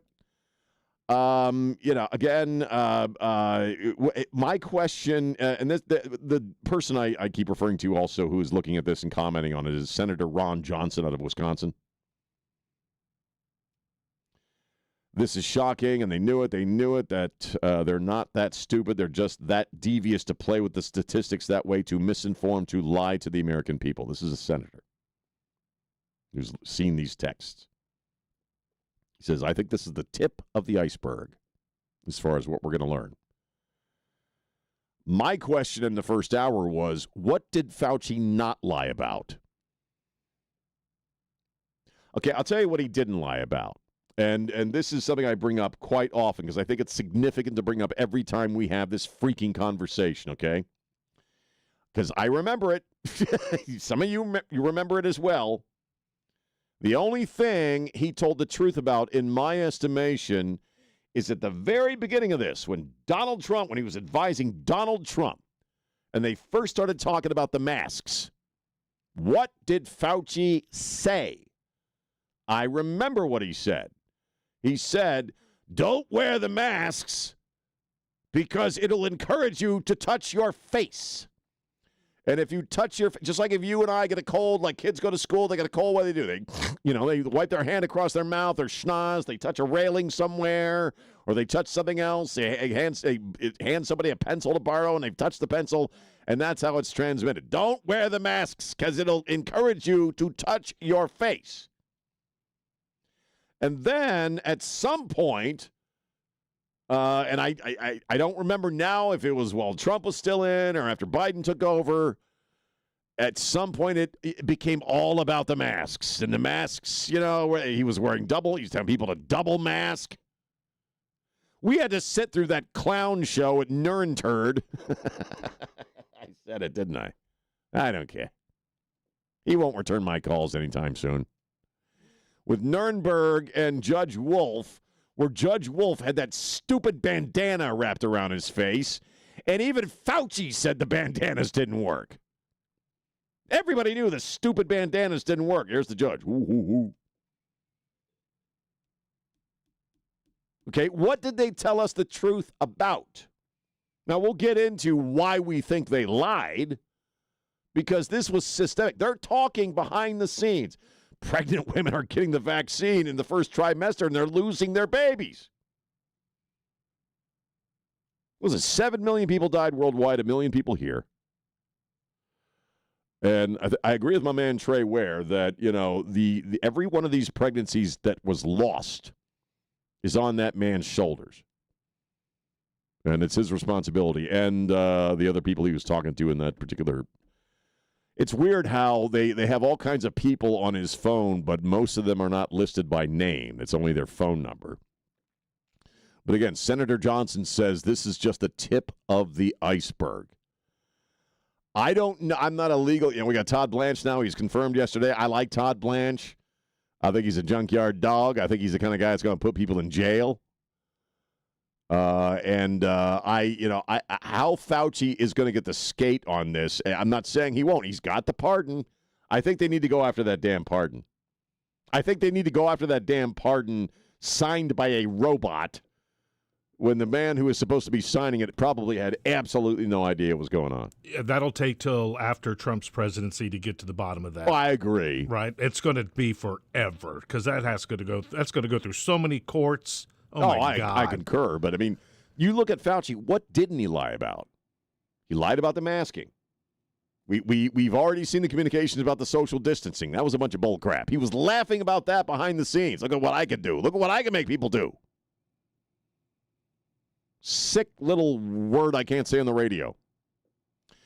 And then I'm going to open the phones here in a second when we take a break. But, just ask yourself this. I know people after the testimony or non-testimony from last week, where he's pleading the fifth, even about the color of the stupid folder on his desk.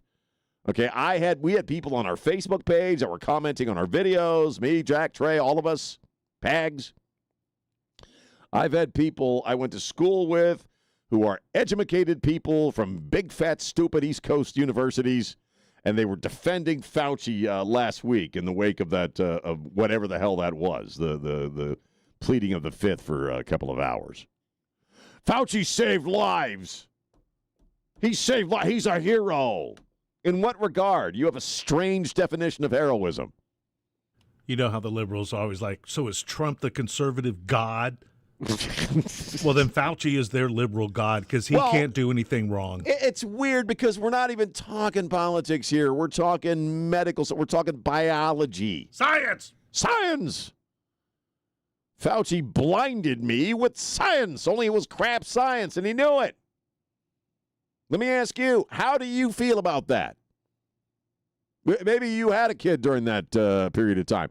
Maybe you've had a kid since. Maybe you're pregnant right now.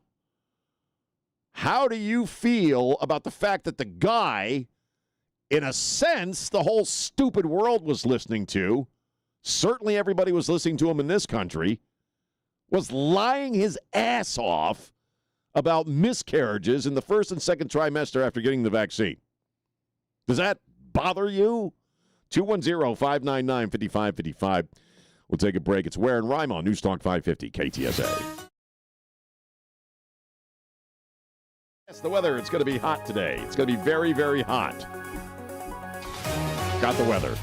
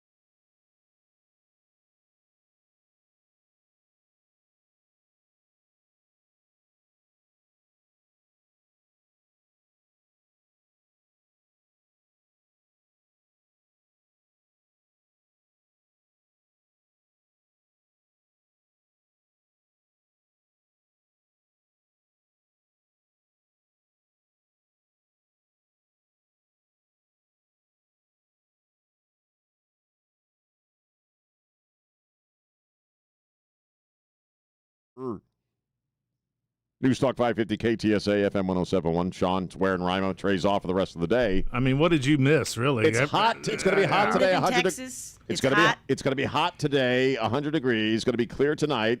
Low 79. Going to be hot tomorrow. High of 100 degrees. I helped you hit the post. Oh God. 80 degrees right now. I don't try to hit the post. I just don't. Every fold of skin you have will be sweaty. Yeah, it's hot, real hot, stinking hot. She said like seventh ring of hell hot, okay? Every fold, Sean, you have a lot.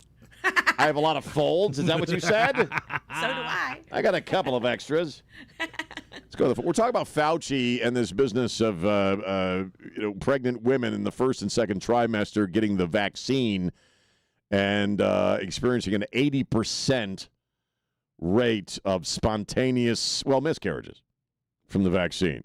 And he lied about it. We were hearing from all of them, right? Remember, back in the day, pregnant women, you can go ahead and get this. Robert, how are you? You're on News Talk 550 KTSA. What are you thinking? Morning, Sean. Robert, I think they're right about this tip of the iceberg reference, this flu shot Fauci. May of 2021, my son texted me on Sunday morning and said, "Call me, Dad." I called him, and I said, "What's up?" He said, "I'm in the hospital. I got leukemia. The doctor's here. I got to go." And it was like getting slammed in the chest. He had taken the COVID shot, and he got chest pains. And so he had that heart condition. He went to the hospital or went to the doctor. He's in the medical industry. Went to the doctor, got some tests on Friday. They called me back Saturday. Go back to the hospital, get more tests. This is south of Houston. Got his test 7 o'clock. They told him, "Hey, you're critical. Your white blood cell count's 102,000. You're going to a hospital by ambulance and call your family you're not going home for a while." He's since recovered through a transplant, but going down the rabbit hole is one. I think what it is he had that mutation, but it was dormant, and that shot lowered his immune system so much that mutation manifested itself into acute leukemia. And I believe that the shots are going to bring out a lot more medical conditions that they've caused than we even know. I agree, man. And hey, our prayers are with you and your son there, man. God bless you. Look at that, Sean. You can't sue the company of the vaccine. Right. Now this family has medical issues, had to go through a transplant. Their young son is going to have medical issues the rest of his life, and you can't do anything. Can't do anything about it. Who do you sue? Nothing. Who do you sue? Who do you get some justice from? It's sad. And remember we spent how long were we talking about young healthy people who were just falling over dead of massive cardiac arrest? I quit counting. And the only thing that was different was that vaccine. Yeah, when Trey was like, "Keep count," in about 3 months, I was like, "Dude, I can't keep up anymore." It wasn't going on before, and because I look at things, very simple. The only thing different was the vaccine. We saw people, females working out in Brazil, collapsing and just falling over. It was worldwide. Young people. These were healthy people. Dropping. And I, do I regret taking it? You're damn right I do. I mean, that's it. At that time, though, I'd had a heart attack. My daughter had just gotten her second liver transplant. My mom came to live with us, and she was elderly. Situations that you and I. Yeah, you and I both. Well, we couldn't get out of it. You had to take it. You had to. Yeah. Because you're taking care of people, and there's, right here at work. I mean, you guys were remote, working from your studios, but I had Don Morgan. You guys were here for a year. And we were like almost 2 years. I guess it was almost 2 years, right? 2 years. Oh my God, that's right. It was 2 years. I would only talk to you guys via text or on the phone. But yeah, we were like the only ones, and Shelton. We were like 4 of us in the entire building till about 3 p.m. I believe Don Cooper came in at that time. Right. It was it was a horrible time. And think about all the people in the military and the medical profession who kicked out of the military, lost their benefits. People were kicked out of the medical industry because they were medical people saying, "I don't want to get it." Yep. Medical people saying they didn't want to get it. Lied his ass off. But if you like to pay bills and eat. Yeah, I mean, I got it. Like I said, I got it. I got the initial round, which is 3. My family, we all got the initial round. None of us got the boosters. By the time my mom got here, I forget when, maybe a year, a few months after COVID. Yeah, it was at the beginning because my brother died before when COVID first started. Then my mom had to come out here. And we were going to take her because she, the senior centers, people were all getting vaccinated. You couldn't go visit your elderly parents in the senior centers. And we were actually advised against getting my mom the vax because we didn't have the ability to sit with her and watch her 24 hours a day, 7 days a week in case she had a bad reaction. Because their thing is people have bad reactions to it. That, and she was so tiny. She was like there was nothing. Ralph's There was that tripod on that camera weighed more than my mom did. She was so tiny. So she's the only one that didn't get the vaccine. She never got COVID. I think all the rest of us got it at some point. I got it in a stupid hospital, man. Weird time. 210-599-5555. 210. Rich, if you hang on, we'll talk to you. 210-599-5555. It's Ware and Rima on News Talk 550 KTSA.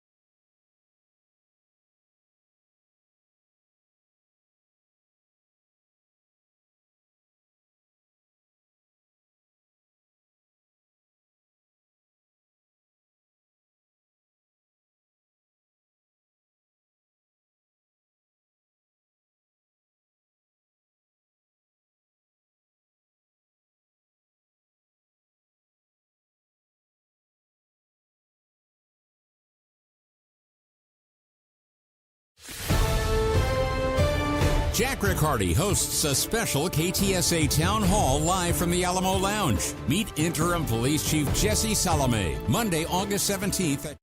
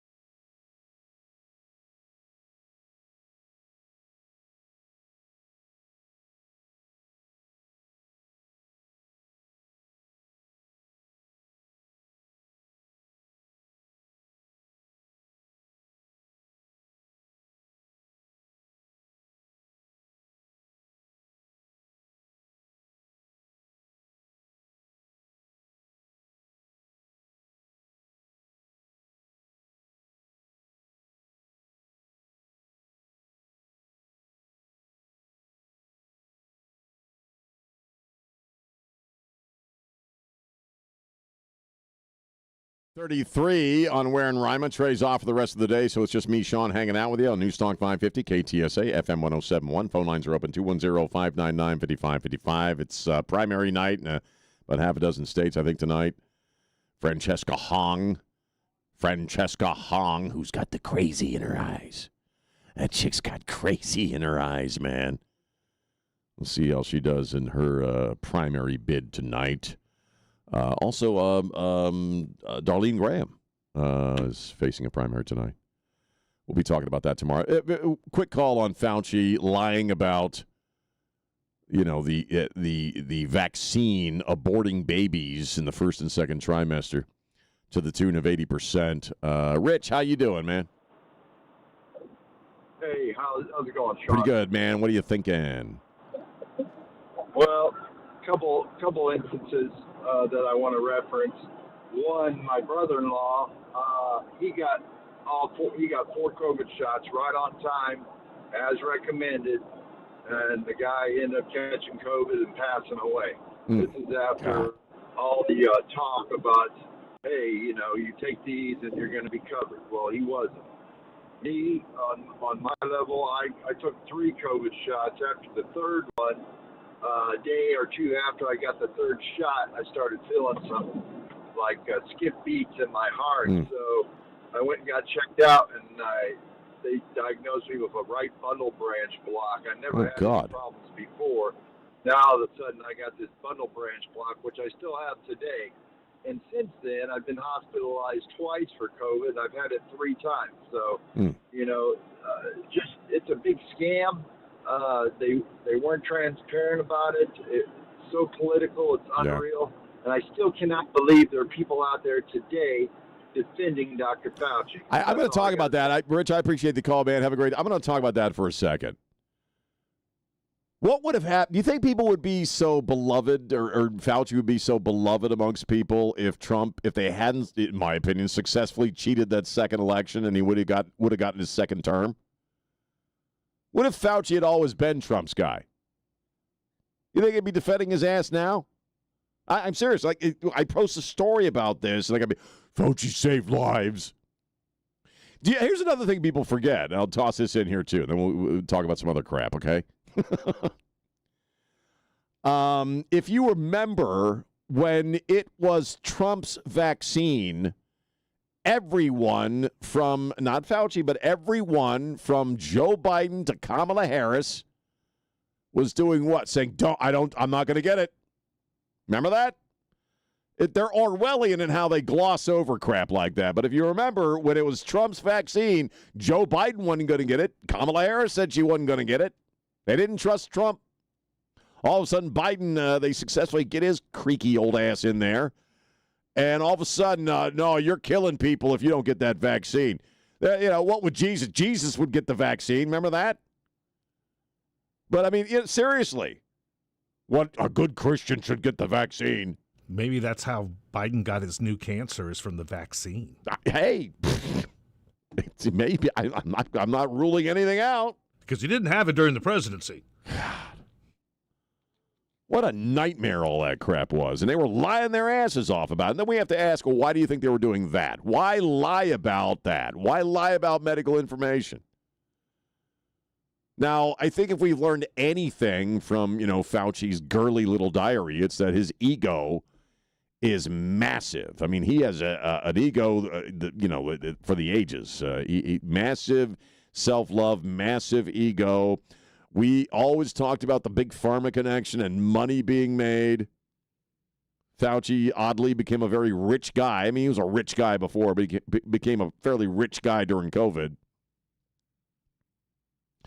The third thing we know about Fauci is he's a rank sociopath.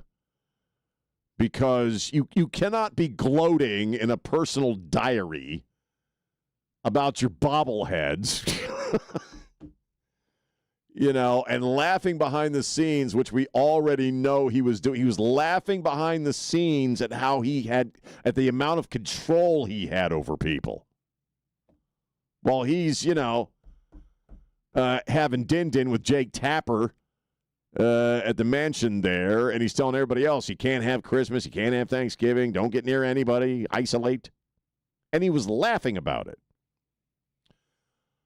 Carol, how are you? You're on News Talk 550 KTSA. What are you thinking? Yeah, I was just wondering, how did they get hold of his diary? How did they get hold of his diary? Yeah, they were able to scour all of the government computers he was on, and they piecemealed it together. Oh, okay, because I was wondering, like, normally people keep that, kind of under wraps, the diaries. I mean, fair point, Carol. I appreciate the call. It's a testament to his megalomania that he actually kept a diary. Isn't it? That he actually did it? That he actually wrote this crap down? And that he did it on government computers here and there? I mean, Mr. Science, and look, he's not a stupid man, okay, but in some regards, he is kind of stupid. But ego blinds people. Ego is the most blinding force in the universe. I want to write it down. I think Jack's original point that, you look at a serial killer and they want to keep mementos from their crimes. I think that's exactly what was going on with Fauci. He wanted a record of the amount of control he was wielding, not just over people in this country, but globally. They're all taking their cues from this guy, basically, to a certain extent. And he was lying his ass off. 210-599-5555. Well, we're also dealing with chick basketball. I'm sorry. I said chick. It's not respectful. Lady basketball. Lady basketball. Lady basketball. And, we had this foul...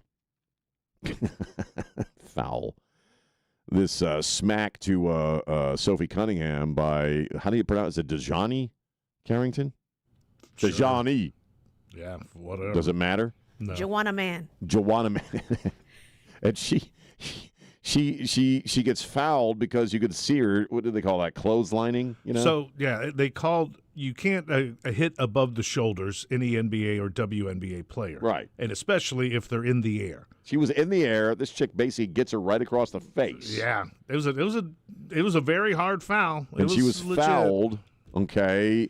She goes off the court and she posts white privilege. Obviously, it's racism. And she'd been catching a lot of flack for that over the past few days. And so yesterday, she writes this, and I hate when people do this. I never once claimed that the assessment of the foul was white privilege. Parentheses, that was your assumption. Well, yeah, because you posted it right after you walked off the court. So that's probably why people were assuming that, sweetheart. Try exercising, she goes on. Try exercising your critical thinking skills. I know you studied psych. And this is in response to an NFL guy, Emmanuel Acho. Yeah. Did I get it right? Yeah, he played at the University of Texas. She's responding to him, criticizing her about the white privilege thing. And he's black, by the way, people. He's a black dude. Furthermore, I'm the last thing from ignorant or asinine when it comes to speaking on white privilege, comma, do ya research on that one. I don't know if phonetically typing out ebonics while you're also, at the same time trying to claim that you're really, really well educated. That's a little contradictory. I'm just saying. Do some critical thinking. Isn't that what she told us to do? Do ya research on that one, writes young Miss Carrington. I actually went to school, one of the top universities, might I add, to educate myself on this exact subject. I would never use that term as a rhetorical weapon, knowing the historical and social weight it holds without having the proper evidence to substantiate it. In fact, it's probably an act of racism that you're pointing out her racism. Then what's the point of the post, lady? Oh, it wasn't about that. She doesn't say what it's about, though. So what paid for her school? Does she get a scholarship? Yeah, her parents were her dad was an NFL guy. Scholarship? Yeah, but she got it. She had a full ride. She didn't pay for college. She went to prep schools. Because of her basketball abilities. And her parents were well-to-do. So what about that? That's a privilege. Well, I mean, what I can't stand, it's like Jasmine Crockett. You got a prep school girl, and there's an inherent bit of racism in this stuff about prep school, highly educated girls, but because they're black, talking, do y'all research, y'all. It's like Jasmine Crockett. Y'all, you know what I mean? Yeah. She shouldn't talk like that. You don't hear Mina Lane talking all Mexican and stuff. Mina Lane don't come here like, hey, Jimmy, would you play some sound? Hey. We're too short to play basketball. Elaine too short to play basketball. We hang clothes on the clothesline. We don't clothesline. Don't clotheslining people in the neck. She's not tall enough. It'd be like you guys coming in here and thinking the only way I could talk to Mexicans is like this. Because that's what they're saying. If you're doing the Jasmine Crockett trip, you're saying I can only talk to black people like this. Y'all do your research. Damn. Like you're gonna, you know what I mean? It's insulting. No, we would never say something about the West Side and then change how we speak just because we're talking about the West Side. It's ignorance. Yeah, I mean, I like to it's say West insulting. Side. What's wrong with saying West Side? You sound so white when you do it. I do. I hear that at least half a dozen times a day I in my enunciate kitchen. too much. 210. So is what's her name? Dajani, whatever the hell. This Carrington chick, is she full of crap? Obviously, she was talking about the call. Obviously, that's what the white privilege thing was about. And I can't stand when liberal idiots, and I don't know, I guess she's a liberal, I'm assuming. She's an idiot, so she's probably a liberal. When they're out there and you catch them on their own crap behavior, and then they say, that's not what I meant. It's like, well, the hell, of course that's what you meant. So if I post on my Facebook page, Brown Power, I mean, it's a, I mean. And then I come up and say, damn, James, that was racist just because, I missed a live spot. No, I didn't mean Brown Power. No, you read it wrong. You read it into wrong. the Brown Power into it. That's an oxymoron. Remember, an oxymoron is more than one moron. I'm kidding. But you're right, it is oxymoronic. It's exactly what it is. She's being oxymoronic. I wasn't talking white privilege about no Sophie damn Cunningham. 210-599-5555. We'll take a break. It's Sean. And I got the weather this time. Hot. Hot today. 100 degrees. Clear and dark overnight.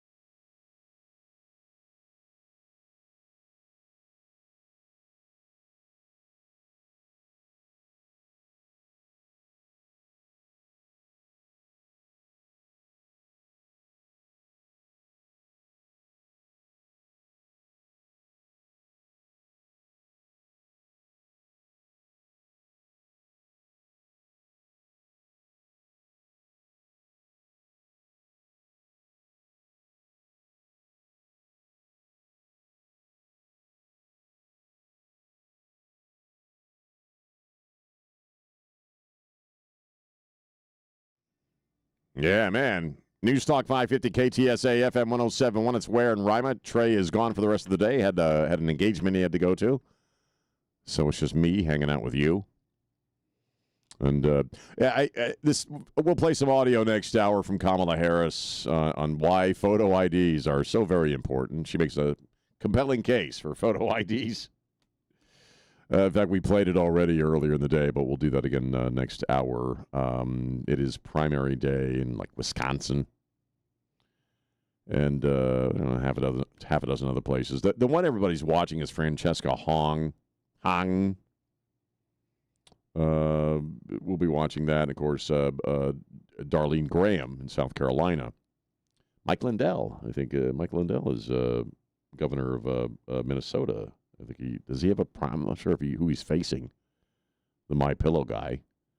I'd be fine with that. But Trey brought this up earlier, and I want to dive into this real quick. Julian Epstein was one of the lawyers in the Clinton impeachment trial, very close advisor of the Clintons. And I keep bringing up Abdul al-Sayed because I think he's the Antichrist. I think he's the... he's the guy to watch. And in my opinion, now we were talking about AOC, Alexandria Orifice-Cortez, and would they love to run her? I'm sure. Would Bernie Sanders love to run her? I'm sure. But we have to ask ourselves, who's the real power base behind the scenes? And I was late to this party during the Biden administration, but I believe it now. It's Obama. And yesterday, when the president had his appearance in the Oval Office with RFK Jr. and Stephen Miller, and they're talking about vaccines and your kids and stuff like that, the question in the Q&A, he was asked about a lot of these new socialists, and he called them jihadists, and I think they are. In fact, I think Barack Obama was a jihadist.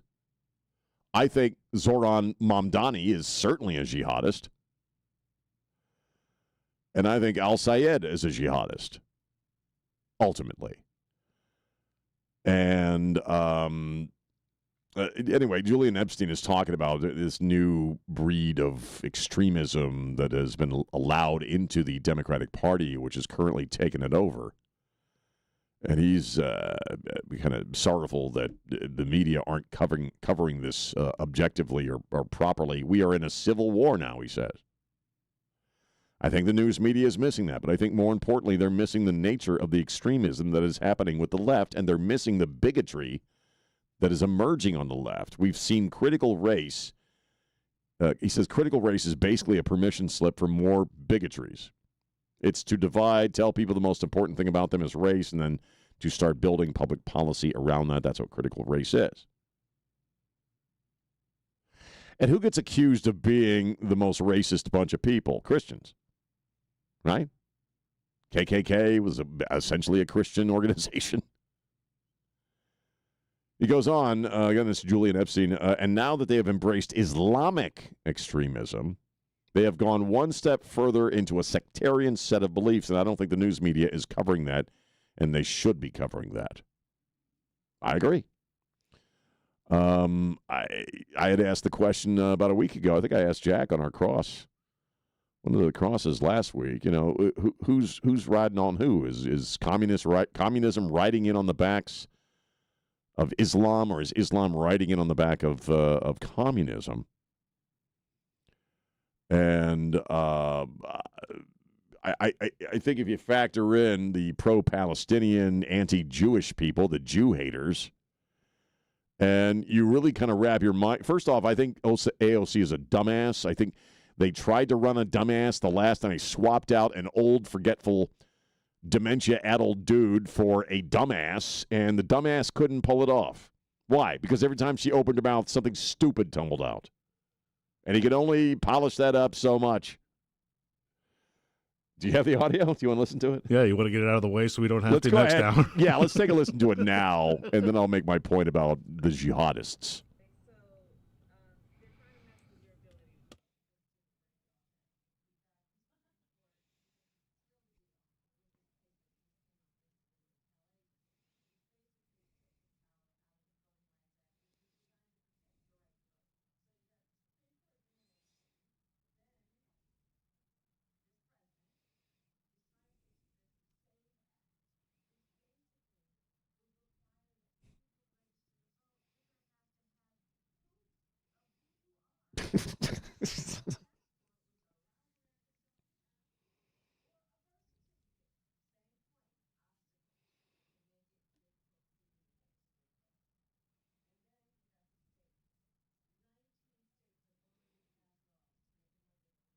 All right, well.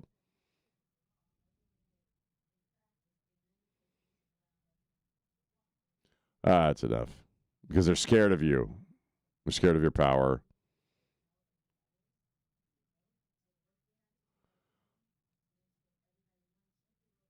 All right, I'm getting more stupid while this is playing. My IQ's going down. So apparently you have to, in some places, you have to prove you are who you are in order to vote.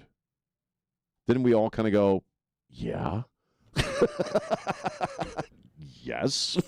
Failure to mention that driver's license is good. You don't have to have a passport. Failed to mention that. Kamala, if you go into a store and buy some boxed wine, even you might have to show some photo ID. Passport. I'm just, that's a true dumbass. And the dumbass, they swapped her out at the last minute. I grant you that, but she had a crap load of money, and they couldn't get that dumbass into the Oval Office. Why? Because she's a dumbass. AOC is also a dumbass. I got to take a break. 210-599-5555. It's Sean on Ware and Rima. News Talk 550 KTSA. Here's a tale of Becky. Didn't know what to do with new meds prescribed.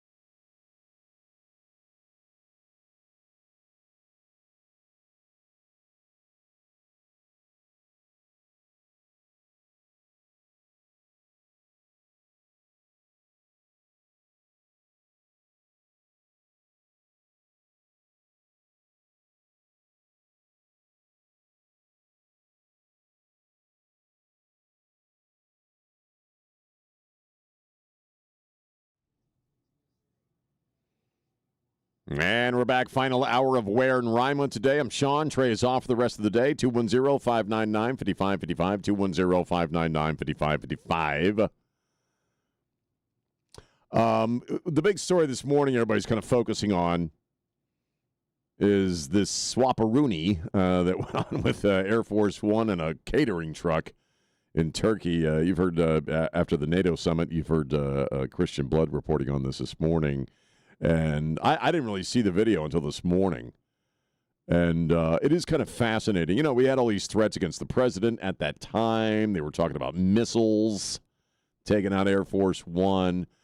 And at the time, when the president left, he flew out on the older Air Force One, and claiming that the one from Qatar was going to go on tour to our military bases there to show off, and we thought that was odd. Frankly, we thought that was a smidge strange. Well, it turns out he wasn't on either. And the video is out now, where you see this catering truck come up on the other side. They basically drove the president and the Secretary of War out of this airport in like the Oscar Mayer Wienermobile. You know, it was a food truck, a catering truck, and he went up the walk, the ladder, whatever you call it, the stairs up to the Air Force One, the old Air Force One. Then he went out the other side and they put him and Hegseth in the catering truck and drove him away. It was a bait and switch. I'm sure that goes on a lot more than we realize. Mike Pompeo is saying that this stuff back and forth with Trump and Iran about reparations, who's gonna pay who, and now this new idea of not full negotiating. I've already forgotten what the term that President used, that we're going to be doing some negotiating, but not as much. Back and forth on who's going to pay who reparations. Trump wants Iran to pay for all the people that they killed over the past half century. And Pompeo says that Tehran is essentially trying to use the midterms as leverage, and I'm sure that's going. I'm sure the looming midterms in 84 days is on their minds and on Trump's mind. They're fully aware that there's an election coming up, and this is Pompeo. They're fully aware that there's an election coming up, and they fully want to make President Trump lose that election, meaning Republicans losing that election. We've had no president that's taken down their military this way. No previous president, Republican or Democrat, has been prepared to do that. And I agree. And Trey and I talk about that a lot, that, even if everything stopped right now, we just pulled up stakes, cut bait, got the hell out of there, Trump would have been responsible for doing more to diminish Iran's threat than any president before him. And certainly their nuclear program is largely underground or destroyed. So I get that argument. I don't know what's at play here. We had some extremely tough talk about a week and a half ago. Attacks that'll rival anything you ever saw in World War II. He's using words like decapitate them. And now we're like micro-negotiating or what have you. So I don't know. I do believe, I agree with Pompeo, and I've been saying this for a while, that the midterms are a factor in this, obviously. But I don't know how I feel about, well, that's it, we're done, mission accomplished, let's get out of here. So we'll see. 210-599-5555. I'm also, obviously, we're thinking a lot about the midterms coming up, and we have Abdul al-Sayed, whom, again, something about that guy is the guy who worries me. He's kind of trying, a lot of them are trying to distance themselves now from Hassan Piker. I don't know if they're doing a swell job of it. Francesca Hong, who has a big night tonight, she's trying to kind of walk back some of the stuff she said in her association with this guy. But they were associated with this guy. He and El Sayed hung out a lot. In fact, I think they were hanging out the night before. And Breitbart did disturbing article on things that Hassan Piker has said. Now, the big one, and this guy's got, 3 million followers? He's got millions of followers on Twitch. And I don't even know what Twitch is, man. I've never been on it. I don't know. I'm an old fart. I do Facebook. That's all I do, baby. I do Facebook.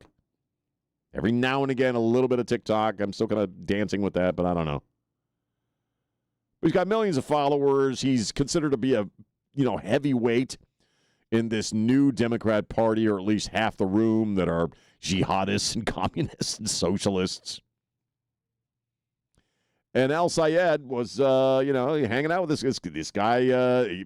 He's trying to say now, basically, if I understand, and so is Hong, well, Trump went to the influencers, so we got to go to the influencers too, and he's an influencer, so that's the only reason we're hanging out with him, blah, blah, blah.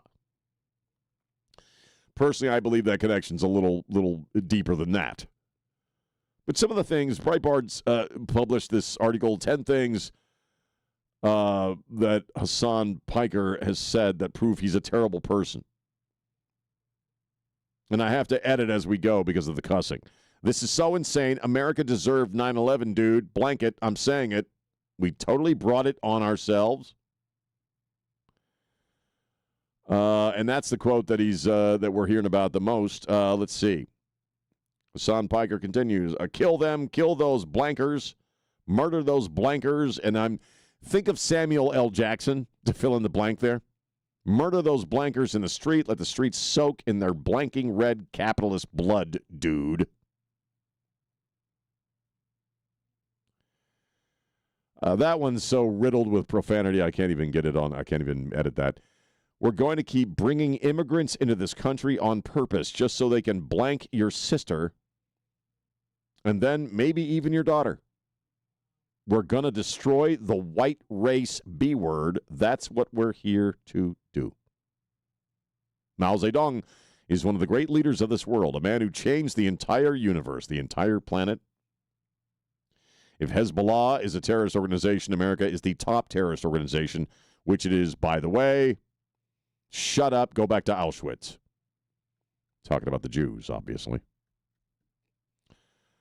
I don't know. Again, maybe I'm being simplistic or naive about this. Maybe, I'm sure there's lots of people who'd like to run all kinds of other folks like AOC. And I don't know if Al-Sayed is going to make it, if he's actually going to win this race and make it into the Senate. We mentioned last week Obama was only in the Senate for 4 years. And this guy's a young guy. And I'm talking about Al-Sayed. I talk about Piker in regards or reference to Al-Sayed. But, I think it is a jihadist movement. I think the jihadists are riding in on the backs of the communists. And I think they're the main bad guy in the room. As I've told you before, and some people get pissed off when I say this, and I don't care.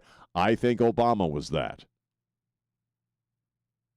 We're going to be commemorating the 25th September 11th coming up in a matter of weeks. And I still, when I see that Zoran Mamdani is the mayor of New York, the mayor of New York City, I say to myself, well, anything's possible. And we could say, well, that's New York, but yeah, it's one of the most populous cities in the country. And one of the most populous cities in the country, one of the most influential cities in the country, elected that guy to be their mayor. Why not Al-Sayed? And I also remind you that the vice president, I think, has twice referred to him as President Al-Sayed. What's he thinking? What does he know? I think he's a bad dude. He's not a dumbass. The Blues Clues thing was a little weird, man. I'm still kind of trying to wrap my noggin around that one. I don't get that old Blues Clues thing he did, but I think Al-Sayed's the snake in the grass, man. And let's keep our eyes on that guy.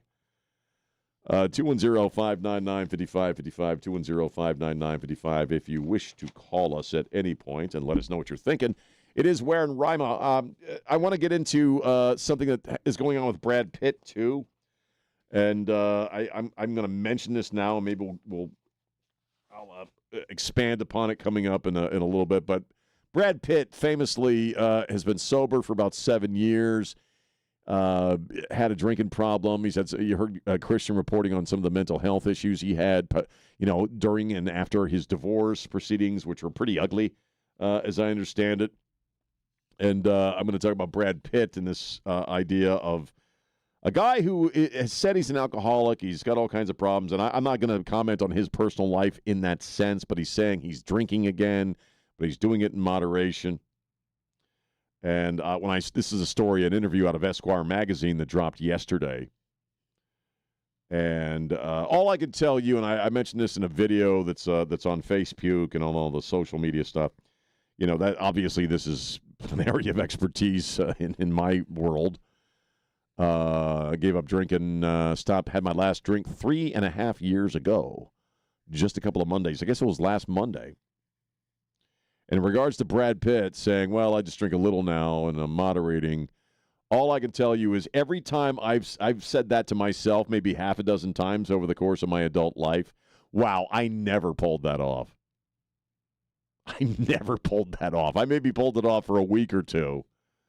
But you got to be careful of the voices in your head who usually sound like you saying inside your mind, hey, you can just moderate. Just don't get plastered. You'll be fine. That's the devil on your shoulder, man. 210-599-5555. We'll take a break. It is Ware and Rima on Newstalk 550 KTSA. No, you got to talk. Why? Don't you have River City right here? I'm just missing. Don't disrespect Dr. Mark Havercorn. I won't.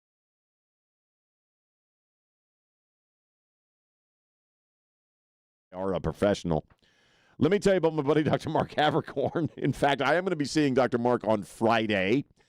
He's going to be pulling a tooth for me that I've been talking to you about for some time. I am now a customer, if you will, or patient of River City Oral Surgery. And I can tell you the staff is great. I was out there about a week ago, and I had Dr. Mark look at my tooth, and the staff, they were all just wonderful people, very considerate, very helpful folks. Nice vibe there at River City Oral Surgery. And, of course, all the pricing is published on the website. You can look it up, whatever it is. If you're getting a tooth extracted like I am, maybe you want some dental implants, maybe you need your wisdom teeth pulled, reconstructive stuff, whatever it may be, check out the website. It's all there for you to look at. And you also don't need a referral. So, like, when I wanted to talk to him, I just called him up and made an appointment. Didn't have to be referred by anyone. And I got in fairly quickly. And, again, I'm going in on Friday to have a tooth pulled by Dr. Mark Havercorn at River City Oral Surgery. Call him up and ask about whatever procedure you're looking at, 210-778-0002. Or check out that website. Again, all the pricing is on the website, rivercityoms.com. Now the weather. It's very complex. Hot. A high of 100 degrees. Clear overnight, low 79 tomorrow. Damn hot, 100 degrees. It's 80 degrees right now on Newstalk 5.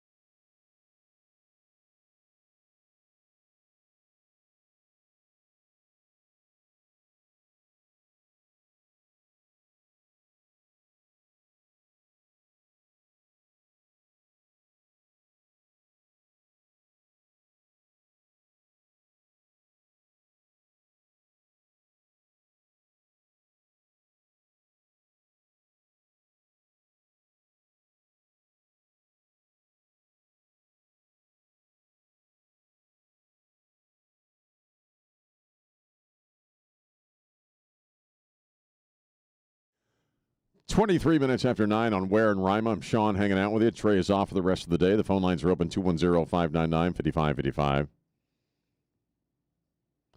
Governor Maura Healey of Massachusetts has signed a bill called an Act Prioritizing Patient Access to Care, which allows in the state of Massachusetts for legalized abortions throughout every stage of pregnancy. Currently, they have the 24-week limit, with exceptions for if the mother's health is in danger or some kind of fetal diagnosis. With this bill, doctors would have the discretion to perform an abortion, a late-term abortion, all the way up to, I guess, almost sounds like the kid's 18th birthday. Kid can get a driver's license, he can still abort. I'm just saying it's all the way through.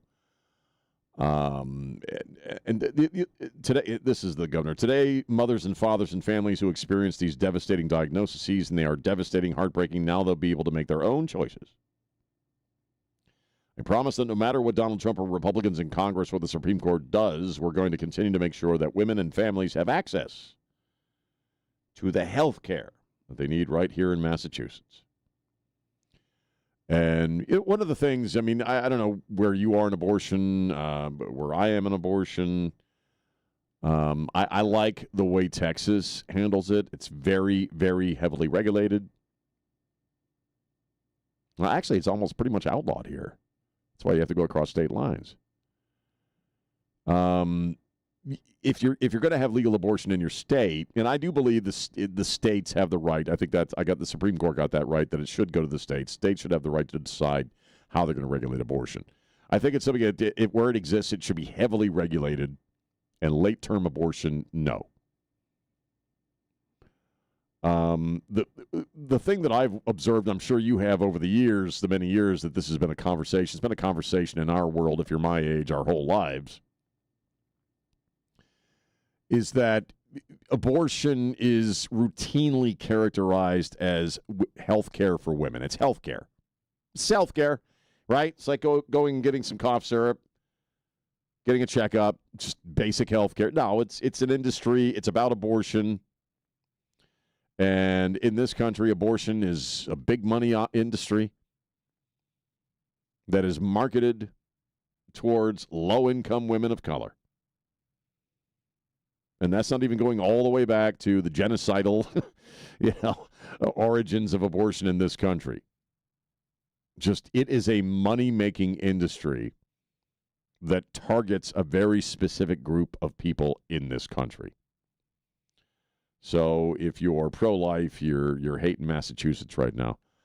I wanted to bring up a story that also is a local story. This has to do with the San Antonio Police Department and a domestic violence call. And I saw this last night. Christian, I don't know if you heard about this one or you were talking about this one. This is from July 31st. And a woman is experiencing a moment of domestic violence. Her husband is being violent. And she calls the police. And we've talked about DV calls before. And I have a family member who is law enforcement. It's the least favorite calls to go on because you never, ever, ever know what the hell's going to happen. It's one of the most dangerous calls. Most dangerous, yeah. You never know what you're walking into. And apparently the police show up at this particular house on July 31st. And she has the woman has one of these Ring cameras, and she was able to get footage of the police officer talking to her violent husband, allegedly violent husband, on the front yard.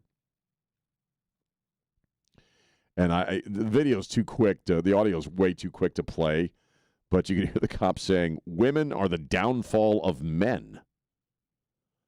And she reported that, and the SAPD is now investigating this particular officer.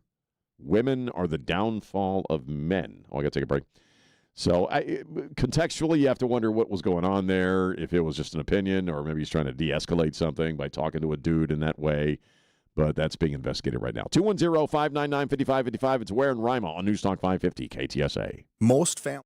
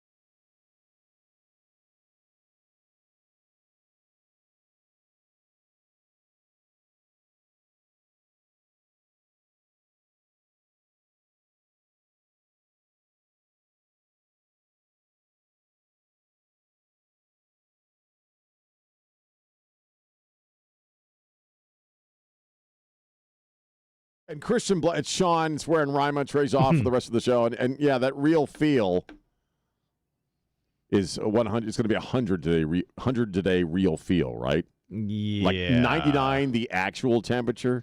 Real feel 100, because you're going to notice that difference. Yeah, it's going to get more than 100. But see, right now the relative humidity is 80%. That's kind of what that real feel. It's right. a heat index. So the temperature looks like one thing, but you step outside and you're like, man, is my thermometer off? No, it's not off. It's just it feels a heck of a lot hotter than it is. It feels like the fifth ring of hell when I step out of my front yard. I like to call it surface of the sun. Just a touch. I'm trying to think of, was it Richard Pryor? They used to do the imitation of the first man to walk on the sun. Ow, ow, ow, ow, ow, ow, ow. Was Remember that him or was that wasn't Bill Cosby? No, that was... was it Bill Cosby? I can't remember now. I think it was... Cosby wouldn't do that. No, I don't remember. That's Richard Pryor. That sounds like something he would do. Ow! You know... Cosby's going somewhere else hotter. Yeah. Look at Elaine. Point Elaine. That was a good one. You know when it's this hot, though, there's one thing that people will say to you. Some people will. And usually they're not from here. Okay, I've noticed this, but I used to get this in other places I've lived, but when it's 100 damn degrees or 101 or whatever the hell it is, and somebody comes up to you and goes, hot enough for you? No, I'd like about 50 more degrees, sir. Thank you. No, it's not quite hot enough for me. Thank you very much for your inquiry. See, that's when they're from San Luis Obispo, California. Average temperature about 73. Yeah. And I never could figure it out because I've known a number of people came to the Midwest from California, and they all struggle in the Midwest. And it's not because of the heat, because it's like, come on, you have Death Valley in California. So it's not like you don't know anything about heat. Well, they don't have the humidity, though. It's the humidity. Yeah. My whole family's from, I've lived in Iowa. I've lived in Colorado. Ugh. I've lived in Maryland. I'm even ashamed enough to say that I've lived in Delaware. Okay. Well, it was the first state, Elaine. They were bound to screw it up. They never made a state before. Did you ever Delaware vote for... sucks. What? Did you ever vote for you-know-who? No, I did not. But I was there doing talk radio when he was still the senator. And depending on who you talk to, he was either beloved or an idiot. They were really popular, right? What's that? The Bidens were really popular. Oh, Delaware, especially on Newark and Wilmington. Yeah. But anyway, point being that the heat, like in some of these other places, the humidity really makes all the difference. If you have a dry heat, like in Colorado, it's not nearly as, it doesn't feel nearly as hot as like when you're here. I mean, here's an imitation of myself during my first summer in South Texas. Oh, holy God! Oh, God, it's hot. Ooh, no, I mean, it's like I never experienced no damn heat like that. That's a good imitation. Do that again. Oh, God! I'm going to burn! I thought, I thought the summers were long and but I got used to it. It was funny because, the first year, and I lived in Austin. Well, I lived in Lakeway outside of Austin my first year here. And I wasn't impressed. I didn't really, I love I like Texas. I love, but that first year, especially that first summer, when my eyelashes are melting, I'm like, I don't know if I can do this. I was like, it was I've never been a hot weather person. And the hairy armpitted girls. Well, the chicks that smell like potting soil. Sean, I agree with that because, growing up in DFW, I got used to the humidity, but I would always go to trips, every other summer to visit family in Las Vegas. And I remember in, I think, 87, a couple cousins of mine, we went to Wet n Wild, water park, right on the Strip. And across the street was the Sahara Hotel, and on the very top there was old 70s, 80s era time and temperature, big box on the top of the hotel. Right. It was 112. And it's like 6 o'clock at night. Good and Lord. I'm thinking, gosh, 112, this isn't so bad. We were talking about that last week because we usually go to Vegas a couple times a year. And Ralph was like, it's like 112 over there, 115. Yep. I said, you never leave the casino. What are you worried about? I'm cold in the casino because I'm losing my shirt here. It took me maybe the first 2 years to get used to it. You know what I mean? Like the first year, I thought I was, again, sitting on the fifth ring of hell. I'm like, I can't do this. Yeah. And then by the second summer, I was like, okay. And then by the third summer, I'd moved to San Antonio, and I fell in love with San Antonio. But by the time I got here, I'd acclimated to the summers, which are just, if you're from another part of the country, are a little different dealing with the summer here. And now I couldn't imagine living anyplace else. But my body has acclimated to two things, okay? The hot damn summers in South Texas, which is why I wear, that's why I wear flip-flops all year round.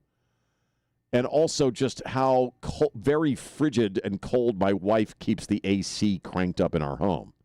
I think probably a full third of my total income just goes to the AC. Because when I first moved in with my wife and her kids, then it was the opposite. Jesus, I'm cold. I mean, my lips would turn blue. You know what I mean? It was cold. They keep it jacked up. I mean, it's cold. You could hang meat in my kid. And so, but after a couple of years of living with my wife, now I'm acclimated to that. So if I go in someplace and the AC isn't working or it's not, 3 degrees with, icicles hanging off your nose, looking like Jack London, then, I'm sweating. What's the temperature at your place? What do we keep it at? Yeah.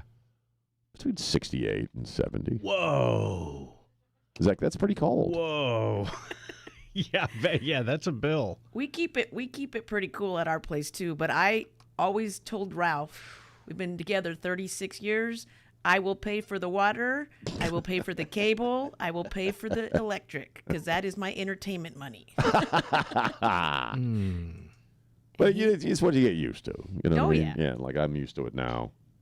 And if you're staying home, like we do, stay home and watch Westerns or the news all day long. It's either Gunsmoke or the Hallmark Channel. Right. You wonder why I got so many damn wool beanies. It's because I wear them at home, man. Yeah. I wear them at home. Dude, I walk into this studio, now that we have the air fixed, it's 72 in this little booth. I crank on my little heater to get it. I want about 74, 75. See, I would be sweating in 74 degrees. That's why when I walk outside, it doesn't bother me because I'm like living like Mr. Freeze the rest of the time. You're thawing out. I'm thawing. I go out and a little bit of me melts away when I step out into the front yard. You can see the steam coming off you. Yes. Anyway, 210. Trey's out there going, is he talking about steam rising off his damn body? What the hell? Leave the boy alone. Anyway, 210-599-5555, 210-599-5555. The big story that we were talking about most of the day is Dr. Fauci and this, study on pregnant women and the vaccine. And essentially what we've learned, and it's being called the tip of the iceberg, they got a hold of the government phone that he had. So, we got the diary, which I'm still bewildered by the fact that the man wrote this crap down. But now we have the government phone he had, and they're finding all these text chains. Is that what you call them, text chains? I'm hip. And basically, what my question today has been, what didn't Fauci lie about? And he mentions he's talking to the then chief of the CDC, Rochelle Walensky, and Vivek Murthy, Dr. Vivek Murthy, who became the Surgeon General when Biden was in. And they're talking about the vaccine, the effect of the vaccines on pregnant women. And Mr. Science, the man who is science, brings up cytokine storms. And Elaine actually looked this up, and it's like a release of proteins in some regard that when your immune system is jacked up, they start rushes through the system, kills tissues and organ failure. Organ failure and kills your tissues. That sounds like a storm, a cytokine storm. And Fauci is musing in this text chain that many people have significant cytokines storm and fever after the second dose. Science goes on. This theoretically could be associated with miscarriage in the first trimester. Well, then you look at a study from the New England Journal of Medicine. And Chris and I often kick back with like medical journals and stuff. I'm kidding. Just researching the story. A study from the New England Journal of Medicine dated 2021.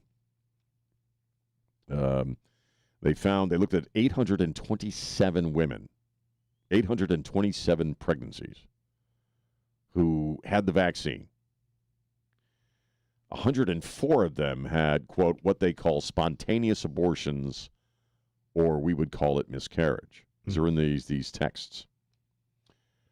But when you crunch the numbers, so Fauci would have been out there saying, 800 people, 800 women, 100 of them, had miscarriages. We can't attribute that directly to the vaccine.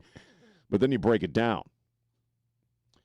Of the 827 women, excuse me, and Trey was talking about this 80 percentile earlier, and this is where it comes from. Of the 827 women, 700 got their vaccine in the third trimester. 127 got them in trimester 1 and 2. It was in the 127 women who got that shot in the first or second trimester who had miscarriages. So of 127, 104 miscarriages occurred. And the only difference is they got the vaccine in the first or second trimester. Well, very obviously, what's the implication here? That the vaccine that they were telling us, to our faces, pregnant women are fine, children are fine, everybody's fine, were, according to this research, bringing an 82% miscarriage rate to women who got that shot in the first or second trimester.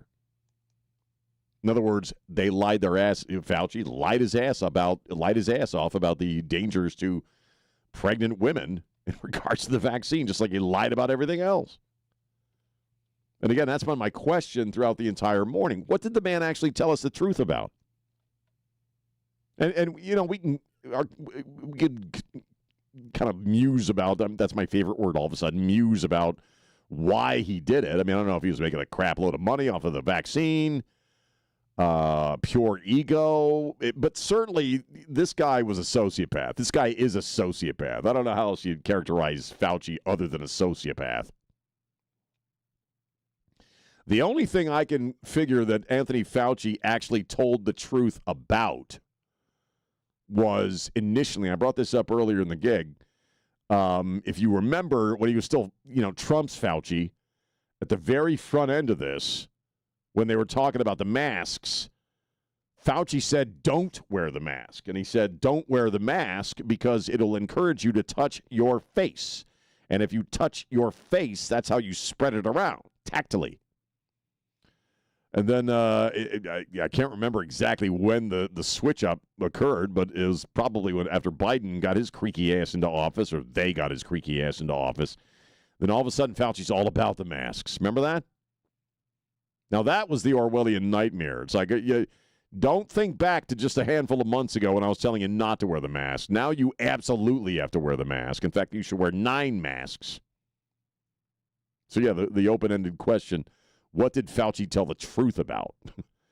210-599-5555. If you want to join us, we're going to take a break. We got Jack and 60, a very cool show with Jack Riccardi coming up at 10:05. It's a show. It's also a podcast available at KTSA.com, and we'll talk to Jack coming up. It's Ware and Rima on News Talk 550 KTSA. Weather, again, hot. Real feel 100 degrees today. Clear overnight with a low of 79. Again, pretty much the same thing for tomorrow. Hot. 99 is going to be the temperature, but the real feel will be 100 degrees. It's 80. Real feels probably 94, something like that. On News Talk 550 KTSA. Good morning. As you head into your midday commute, we do have a few trouble spots. This report sponsored by Staples. 281 northbound Bitters. This stall just came in. It's off to the right shoulder. Still working that wreck at 410 northbound at Marbach. Right lane blocked. 35 northbound, the off-ramp to Ben Zengelman. This wreck has the shoulder and the median area blocked. All right, it's officially the most wonderful time of the year at Staples.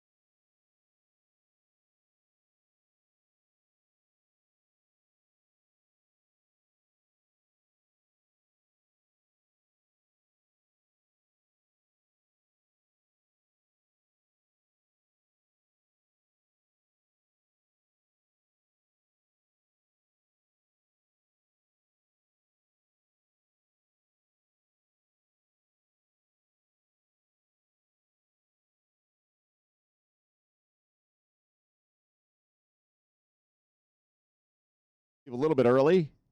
Shows me, just me, Sean, hanging out with you for a few more minutes. And Jack and 60 comes up next, 10:05. A very cool show and a very cool dude who joins us right now. Jack, I just right off the top, the president yesterday when he's talking about vaccines and citing these executive actions. First off, hello.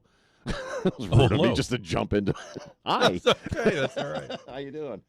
The president referred to a lot of these socialist types who are, engaged in this, as Julian Epstein says, a civil war inside the Democratic Party as jihadists. I had brought this up last week. Did the Islamo-fascists ride in on the communists, or the communists riding in on the? We had a big discussion about that for days after you said that. Oh, did we? Yeah, I had a caller kind of lay it out and explain, because I kept saying, Sean asked this question, and I keep thinking about it, and people had answers. What do you think? I mean, what's your sense? Because I thoughts on El Sayed and what's going to end up happening with him, or back and forth. But people talk about AOC. I think the president's right. I think at the heart of this is Islamofascism. Yeah, I do. I think both sides think they are using the other side, right? But the jihadists or the Islamo-fascists they're the truer believers. Like, they really don't. They know where they're at. You listen to these DSA people flipping around now saying, well, I was young when I said that. You don't see that kind of excuse making and shading, with the hardcore Islamists. And so in the end, if they both get in there and it's a cage match, I would put my money on the Islamists, because, you're always going to bet on somebody that believes in something versus somebody that believes in nothing.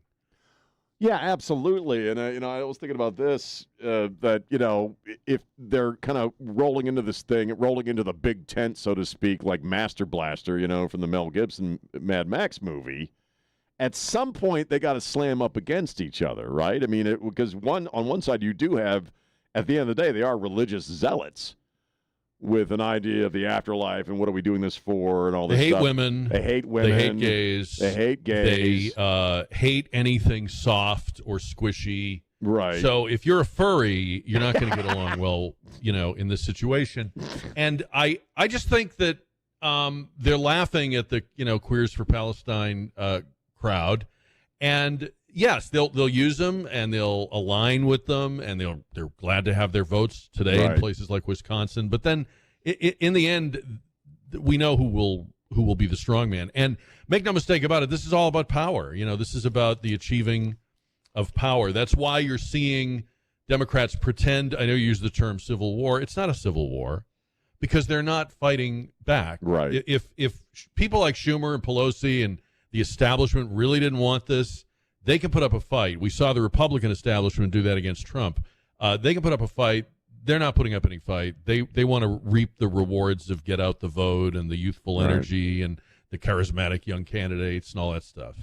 Yeah, and I guess what I meant as far as like slamming up against the socialists and the communists, well, communists especially, is that at some point, you hit the religion as a poison to the people wall with that crowd. But then again, they seem to be embracing, as long as it's Islam, you can trash all the other religions, whether it's the Judaic faith or Christian or whatever. So I don't know. What are you going to be? Are you going to be talking about this Massachusetts law as well? Not really, because I don't expect anything different from Massachusetts. I mean, I watched a lesbian governor surrounded by a bunch of lesbian women giving a standing ovation to 9-month abortion. Right. What is there to say, Right. I do want to talk about this idea that you can say crazy stuff in 2021. That can be your ticket into the DSA. Then on the eve of your primary, you can say, oh, that was my woke era, or I was young when I said that, or it's a wink, wink, nod, nod to the base. They know, but you have to tell grandpa it's going to be okay. And that's what's going on right now. We're being condescendingly lied to, if that's a word. I think I just made up a word. We're being lied to in a condescending way by people who meant what they said when they said it in 2021. Absolutely, they did. But now it's it's social Francesca media. Hahn wasn't like 14. She was an adult. She was in the legislature. So come on. And same thing with Tallarico, and same thing with all these people. I don't want to hear this Perry Mason. I object. Have that stricken from the record. It's all right. Everybody heard it. Everybody heard it. It's like, but I love the social media argument that it's social media and you know how people get and blah blah blah. It's like, stop. These are the same people, by the way, who have canceled how many celebrities, athletes? Yes. For a past social media post, like just one, and you can't be considered for any job. So give me a break. Yeah, no, it's insulting just to make that implication that I didn't mean it when I said it before, and absolutely they did. Well, Jack and 60 is coming up next, and it's always a great show, and obviously we're all going to be talking about what happens tonight, tomorrow. Very busy day tomorrow, but have a great show, brother. Hey, thanks for having me. It is Sean again. Trey will be back tomorrow.